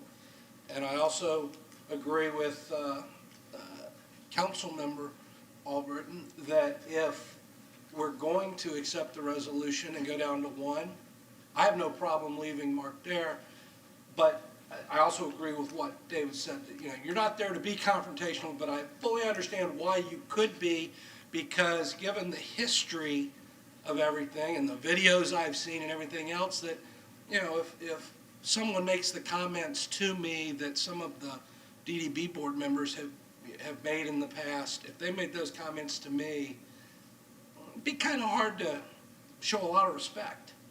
And so I understand that dynamic, and I'm not saying we need to embrace that dynamic. We all want to work together. Our personal feelings aside, I don't think anybody does. I don't think any of the people that sit here as the DDB or any of us sitting up here as city council want anything other than a vibrant downtown. I believe that. Now, maybe I'm naive, but we're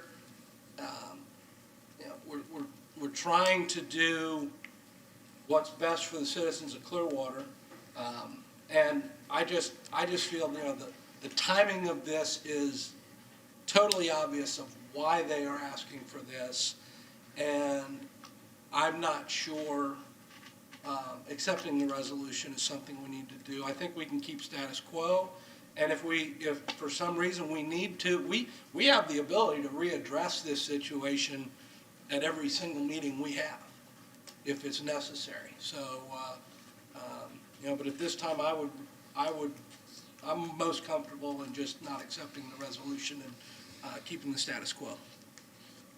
Councilmember Beckman? I would tend to echo both Vice Mayor Hamilton and Councilmember Albritton, you know, either keep it status quo, grow down to one, and retain Councilmember Bunker. He's the one who seems to be most passionate about wanting to be there, so I don't have a big preference either way.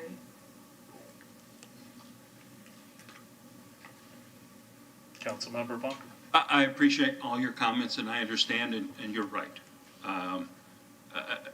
I really should have understood more that I'm not there to offer my opinion on a certain item, just to answer questions. That's very proper.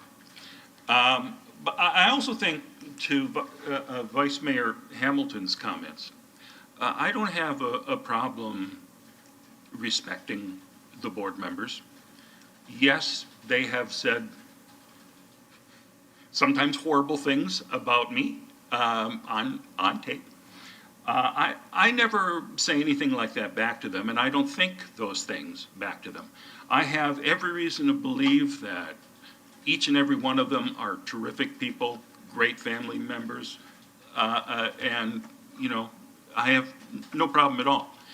The organization Scientology I have a problem with.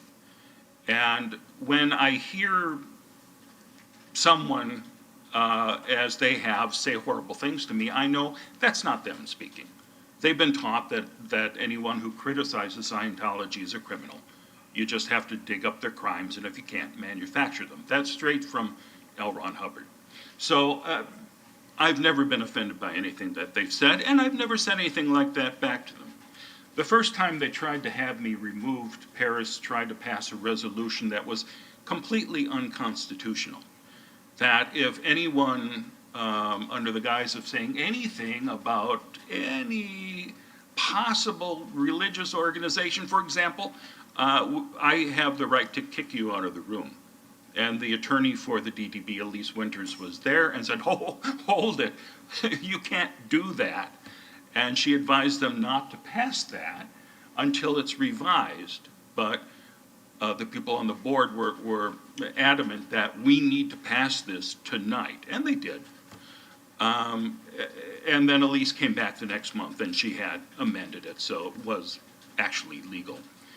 And at that point, when they, offered this, I said to them, I think there's a good solution. I mean, we can just be civil. And that's what I hope to do in the meetings, is to show that we can be in a room together. It's not a big deal. We can work together. I'm happy to,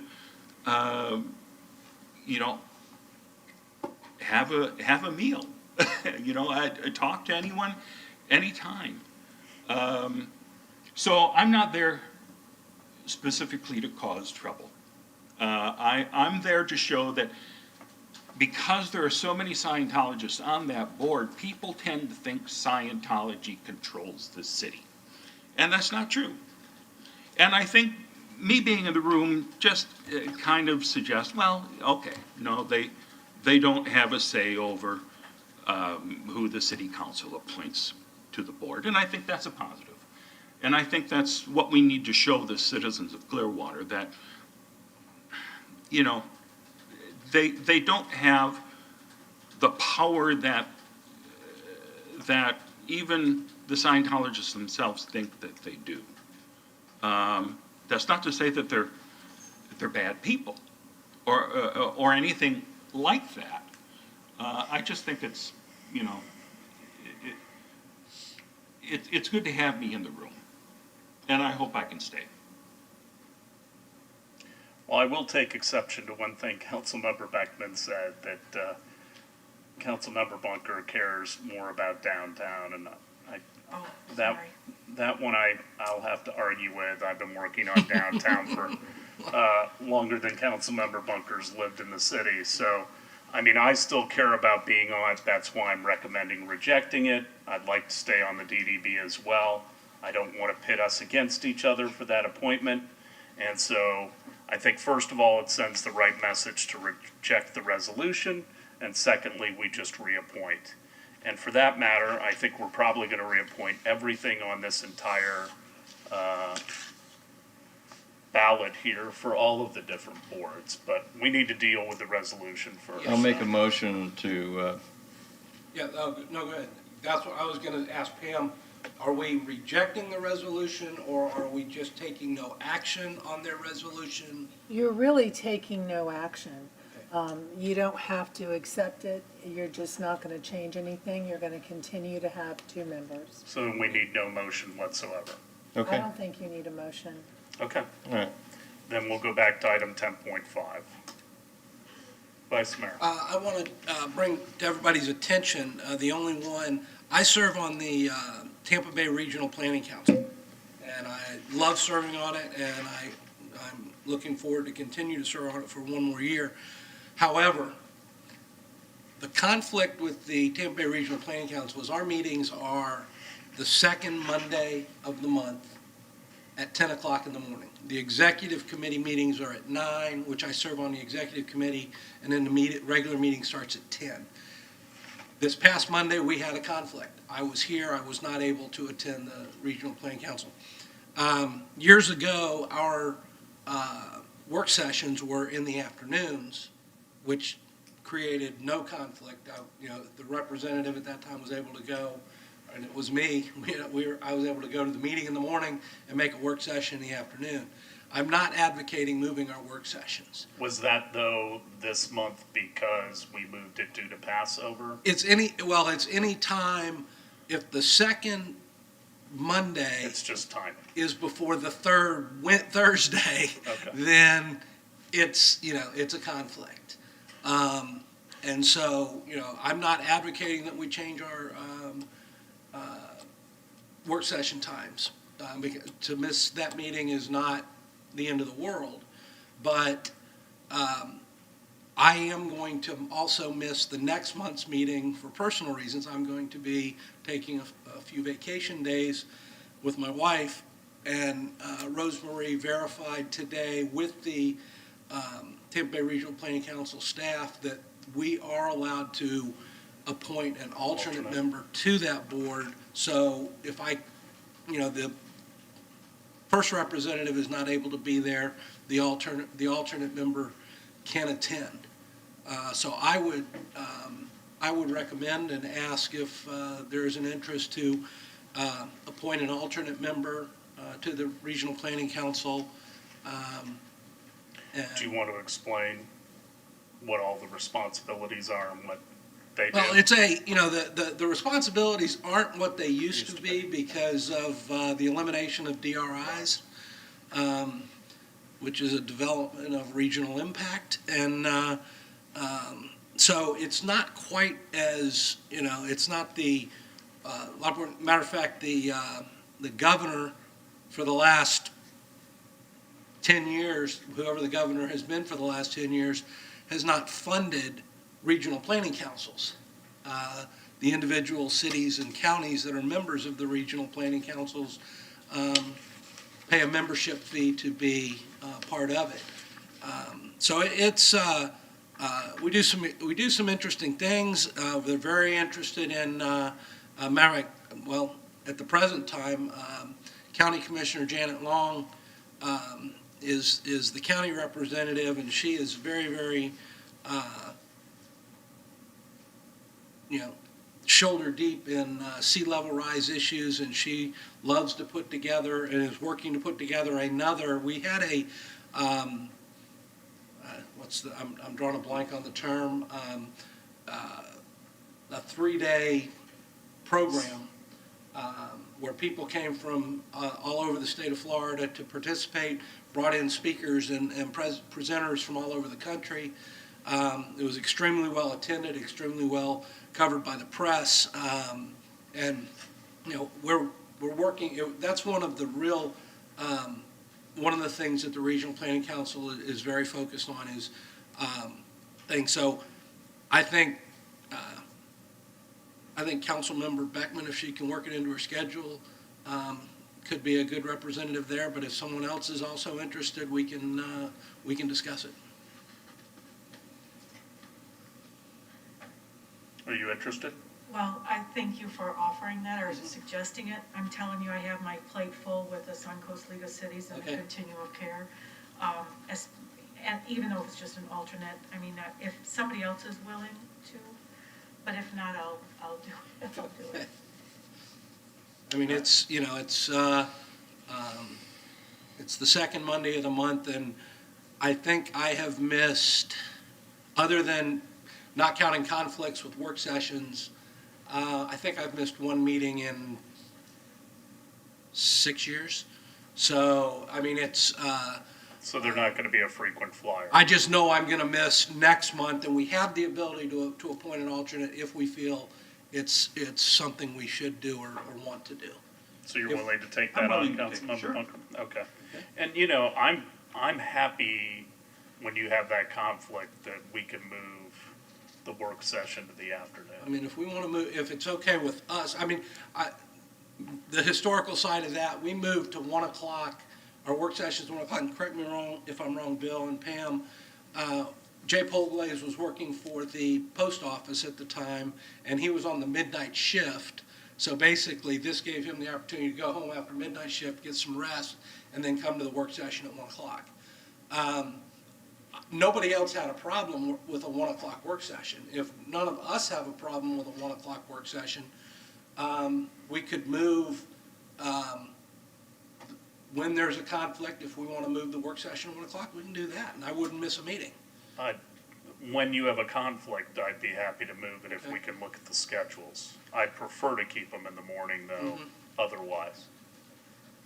All right, so we can do that, but next month, I'm going to be out of town, so I'm definitely going to miss the meeting. Okay. So we can So I appoint, think we see consensus to appoint Councilmember Bunker to that. Are there any other changes that anybody desires in the boards that they're currently serving on? no, good. Everybody good? Council, I just received a request from the Clearwater Arts Alliance. They would like a member of council to serve as an ex officio member, maybe on the last Tuesday of each month at 4 o'clock. It would be virtually due to the pandemic, but there is anybody who's interested in filling that position. And then I'll add that forward to this list as well. Every month? It's a monthly thing? Yeah. And it's been empty. Anybody else? Okay. If you want to, you can have it. Get some poetry in there. So I would move approval of agenda item 10.5 with the corrections and additions that we've discussed. Second. All in favor? Aye. Opposed? Unanimous. 12.2. Okay, that's me. I'm going to give you an update on PSTA, the PSTA board, and also the Fort Pinellas update. First thing on the PSTA agenda was the Build Raise Grant. I'm excited to announce the U.S. Department of Transportation last week published a notice of funding opportunity to apply for $1 billion in fiscal year 2021 discretionary grant funding through Rebuilding America Infrastructure with sustainability and equity. They call them RAISE grants now, not build grants. But project for RAISE funding will be evaluated based on merit criteria that includes safety, environmental, sustainability, quality of life, economic competitiveness, state of good repair, innovation, and partnership. PST has raised over 600 letters of support for this year's grant application project, and with partnership and buy-in from the city and FDOT, I think we stand a really good chance of hopefully winning a $25 million grant out of the $100 million that goes to Florida this year. So Pinellas County has never gotten a build grant award, but looks like we have a lot of, the stars are kind of aligned this year, so we'll see how we do on that. The waterborne transportation, this is another exciting one that I'm actually on the Waterborne Transportation Committee for Ford Pinellas as well. The PST action items underway for the last meeting were for a passenger ferry grant pursuit, prototype docking design at Clearwater and Dunedin Marina master plans, new vessel acquisition with environmentally friendly propulsion, and naval architecture considerations. Designs include approximately $1 million dock design and $4 to $5 million vessel acquisition. The PSTA board approved a task work order to further define the integrated ferry system Phase 1 concept design at a cost not to exceed $135,000. Partners in the venture are Ford Pinellas, Pinellas County, FDOT, and DOT. The project includes Clearwater Ferry, Hubbard's Marine Ferry, and Cross Bay Ferry in St. Pete. The plan is to have a waterborne transportation run under PSTA as a true public transportation system, not just a pleasure cruise, tourist kind of ride. Now I've got, I'd like to have Cassandra Borcher come next council meeting and give you the actual presentation on this, because it's really exciting. I brought a picture here I want you to look at. This is a conceptual of what the ferry is going to look like. They put the PSTA on it and everything, but it's pretty exciting. And then she'll give you more of the details about the dock design and all that. But it's really to pull in water transportation as a viable public transportation network, under PSTA, similar to kind of like the Jolly Trolley is, And so we're in the process of putting that all together, and everybody, I can tell you this, we have a large committee representative of a lot of elected officials from all over the area. Everybody's really excited about it. They see that this is really viable, and we have a chance now with the funding available to really make this work. This is another thing that we talked about at the FDOT board meeting. We're trying to find out different ways that we can travel with buses, and the traffic is so bad around here. The FDOT is initiating a bus-on-shoulder pilot program, and what that's going to be is on 275, most likely in the Pinellas County part of it. They're going to start a pilot program for 3 years with an $80,000 budget for buses to access and use the right shoulder of 275 when traffic speed on the interstate goes under 36 miles an hour. So when things are moving along, they won't do it, but when things slow down and when they hit 36 miles an hour, the bus can move over to the shoulder and use that as a means of transportation. The bus, a couple of things on that, I know you'll probably have questions. The bus speed will only go 15 miles an hour above mainline speed. So if they're going 36, it's only going to be 15 above that, or if it's slower, they'll only do, if they're not moving, they'll only do 15 miles an hour, but at least they're moving. And they'll have specialized wraps on the buses, special signs on roadways, billboards, dynamic messaging, radio, social media advertising. That all is in the budget of the $80,000 to let people be aware of what's happening. And, cars won't be allowed to get in the lanes. So I think it's a good thing. It's going to start early June, so we'll see how it works out. Ford Pinellas. In 2015, the Ford Pinellas Board adopted 3 emphasis areas under a new initiative called Strategic Planning and Operations Topics. It's called Spotlight, designed to deliver focused policy direction and feasibility projects on several challenging long-term issues for Pinellas County and its communities. These initial topics included a vision for the US 19 corridor, enhancing beach community access, and the Gateway Area Master Plan. The US 19 work is continuing with a board workshop focused on the north part of the corridor planned for September, and several other activities underway involving areas to the south. The beach access emphasis area is also continuing with several planning, design, and construction efforts underway across the county. And the Waterborne Transportation Committee making good progress. The Gateway work is the most complete with the adoption of memorandum of understanding to guide long-term implementation of efforts for the master plan. So I passed out to each one of you tonight is kind of a, every year we do a TIP, which is transportation plan. And as I mentioned before, our intermodal center is on the priority list of Fort Pinellas. It's not at the top, but we are on the priority list. And this changes. It's just a structure to get things done. And what we do is try to break a lot of the projects up into smaller bites to eat the elephant, you know? Because if a lot of the big projects, you don't have enough funding to even get started on it. So they break them up and they kind of move around a little bit depending on need and you know, how far along they get on planning and so forth. At its January 29th workshop, the Fort Pinellas Board discussed adding a new spotlight emphasis for 2021-22.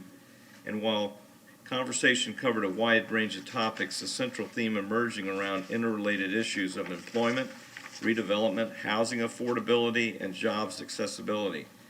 Based on that discussion and a variety of related issues currently facing facing Pinellas County, Fort Pinellas' staff is recommending the following as a new spotlight emphasis area: innovations for target employment and jobs access.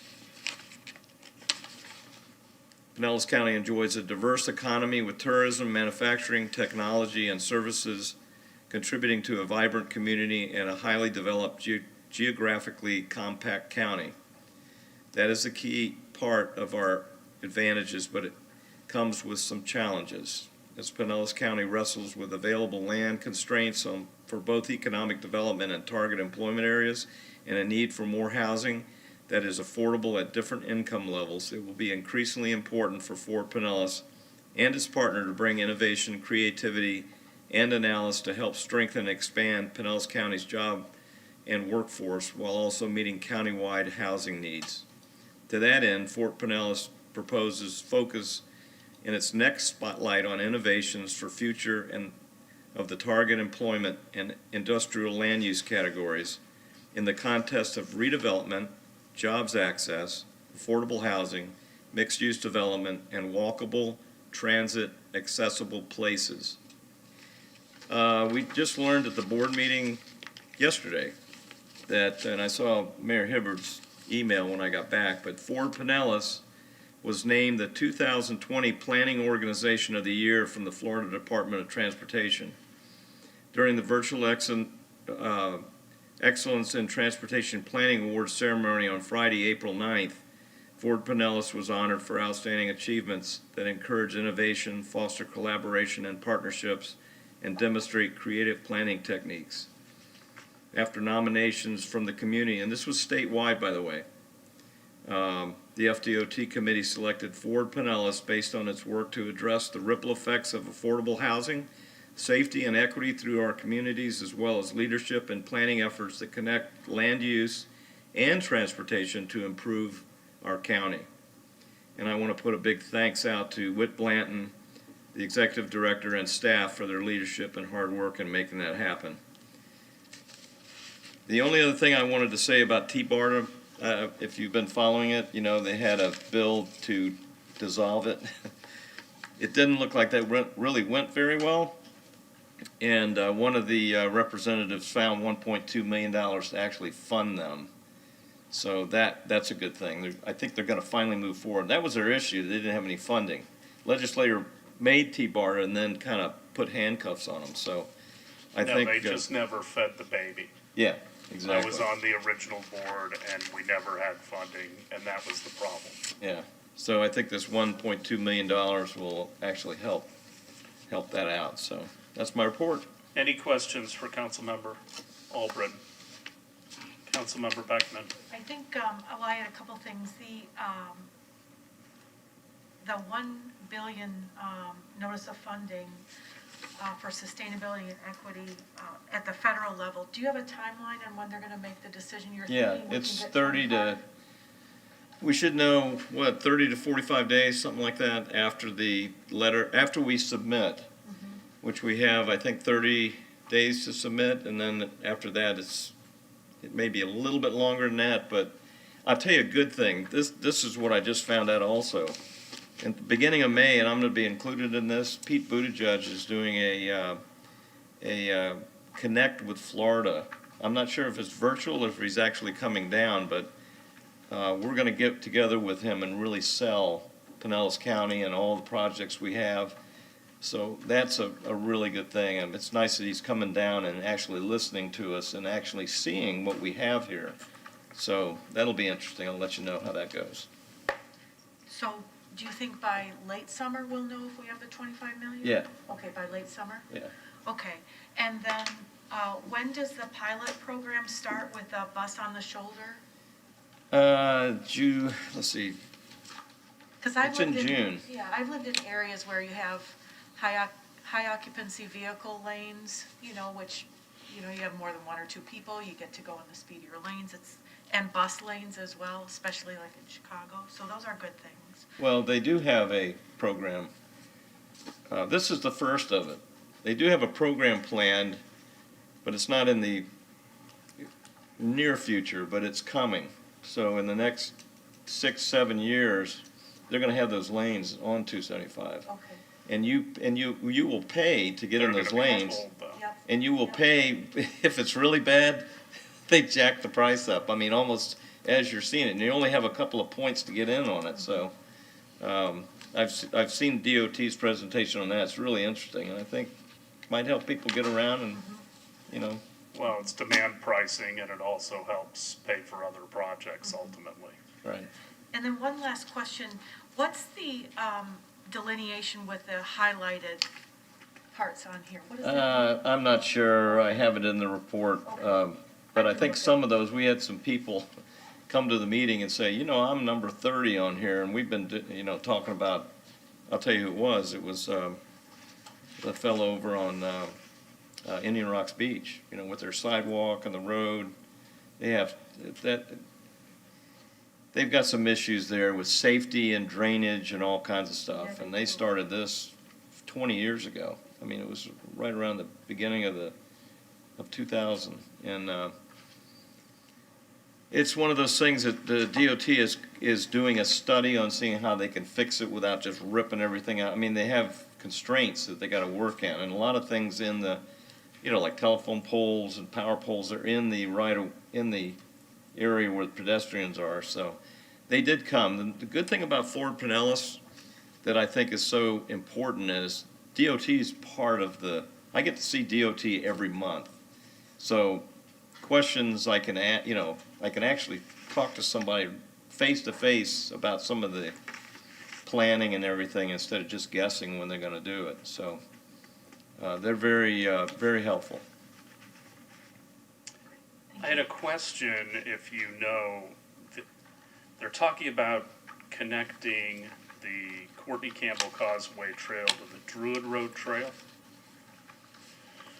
That's number 24. We have an overpass on Courtney Campbell Causeway that's going to be put in for the trail. It's going to go over 60, connect into the trail, and that probably will lead you over. So it's going to go to the east-west trail, and from the east-west trail, you can go down to Bayshore.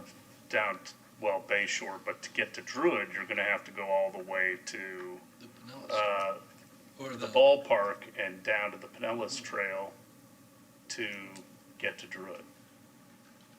I'm not sure how that's connected. I was interested in the overpass to get over on the other side of 60. And that was put off because of funding, I think it was last year maybe it was, because of COVID. But they're saying Courtney Campbell Causeway Trail to Druid Road Trail. So that's a little confusing to me, unless they're just using existing trails. I'd love to find out about that. I'll check in on that. I'll check in and get back with you on that. All right, very good, thank you. I am going to start with the Vice Mayor. I guess all I can say is, now that we're past Easter, there's been a noticeable reduction in the weekday traffic heading to the beach and whatnot. But I want to emphasize to everyone, reduced traffic numbers is not an okay to up your speed, because I don't know what it is, but we're having way too many pedestrian accidents and other accidents as well. I just think, people need to, and I'm probably guilty of it too. Don't say anything, chief.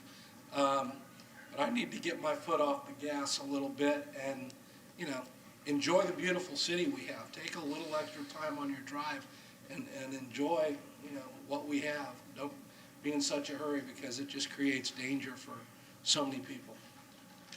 And I don't necessarily disagree with that, but I think some of our pedestrians also need to use Absolutely. crosswalks. Pedestrians need to have a little common sense too. So, Councilmember Albritton. Yeah, I just want to give a shout out. We've got some people here that are from the Cleveland Street District, and I wanted to tell everybody it's really fantastic. There's always something going on. We got great restaurants down on Cleveland Street downtown, and if anybody's watching this, come down and try it. Everybody I talk to that comes down say, "Wow, I didn't know anything about this. This is great." So come on down and give those restaurants down there a chance. They got great food, and it's a lot of fun. Councilmember Beckman.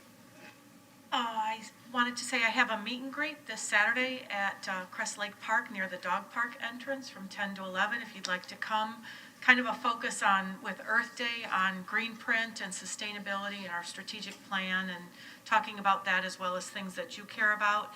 And then Saturday night I'll be working with the Sierra Club as they table downtown for the Sip and Stroll, to talk about the Sierra Club in conjunction with Earth Day and the event, the donation event on the following Thursday. But it's always a good time to come downtown and check out the restaurants and the atmosphere. Councilmember Bunker. I was in the district last Wednesday night after the Downtown Development Board meeting, and I was stunned by how many people were there. The place was packed. I thought this was like a weekend. So that was fun to see. And I'm thrilled that I got my first COVID-19 shot, Pfizer shot. And I was amazed by how efficient it was, and how quickly they moved a great number of people through there. It's nice to see government working.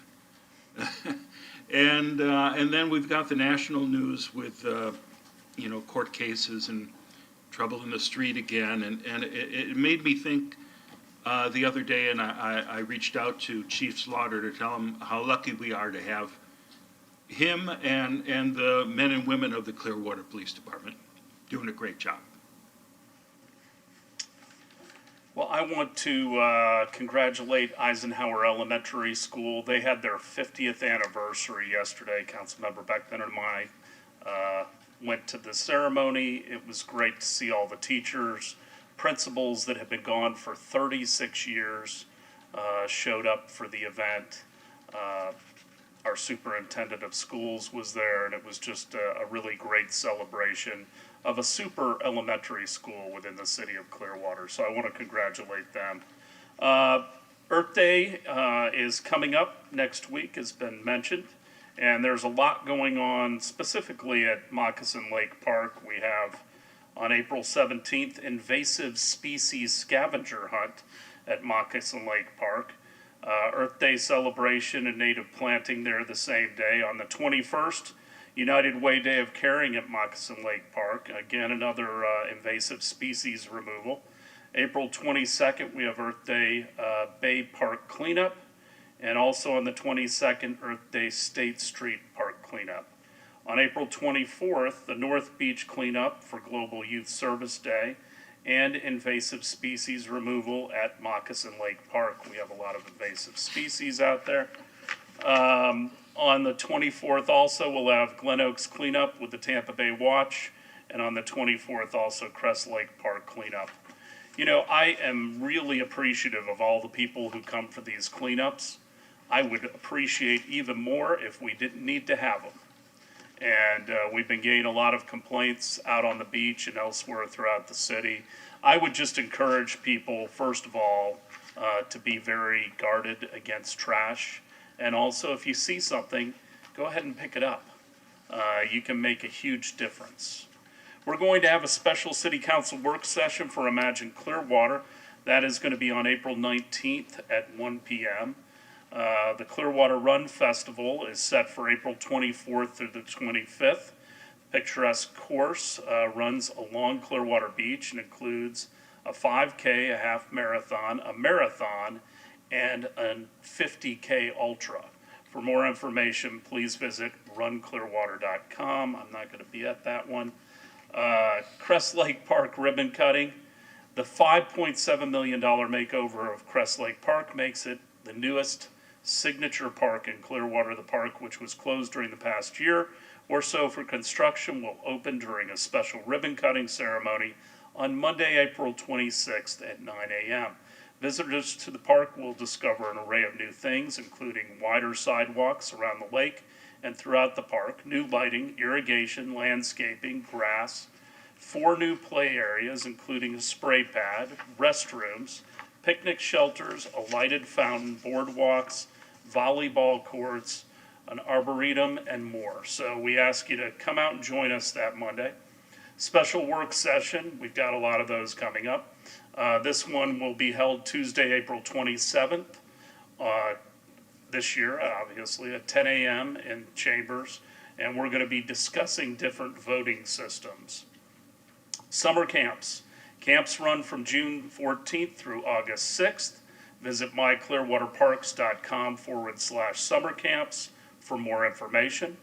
The City of Clearwater is looking for outgoing, enthusiastic, creative, and responsible people to become camp counselors at the city's summer camps. Summer camps are active from June 14th through August 6th. To apply, inquire at, or call the recreation center of your choice. Clearwater residents may bring up to 6 unwanted electronics at our electronic waste drop-off and recycling event to the city's free monthly electronics collection event hosted by Clearwater Solid Waste Recycling Department. Electronics accepted include televisions, cell phones, computer towers, CPUs, drives such as hard drives and CD drives, laptops, desktop monitors, smartphones, and tablets. The city will not accept any electronics that have been scavenged. Next event is Wednesday, April 28th from 7 a.m. to 3 p.m. at the city's solid waste complex. Pool lifeguards needed. To see requirements and to apply, visit myclearwater.com and click on the Apply for Employment link under the How Do I tab. With that, I want to thank all the council for a good meeting tonight and all those citizens who came out to speak on different issues. And with that, we are adjourned. God bless.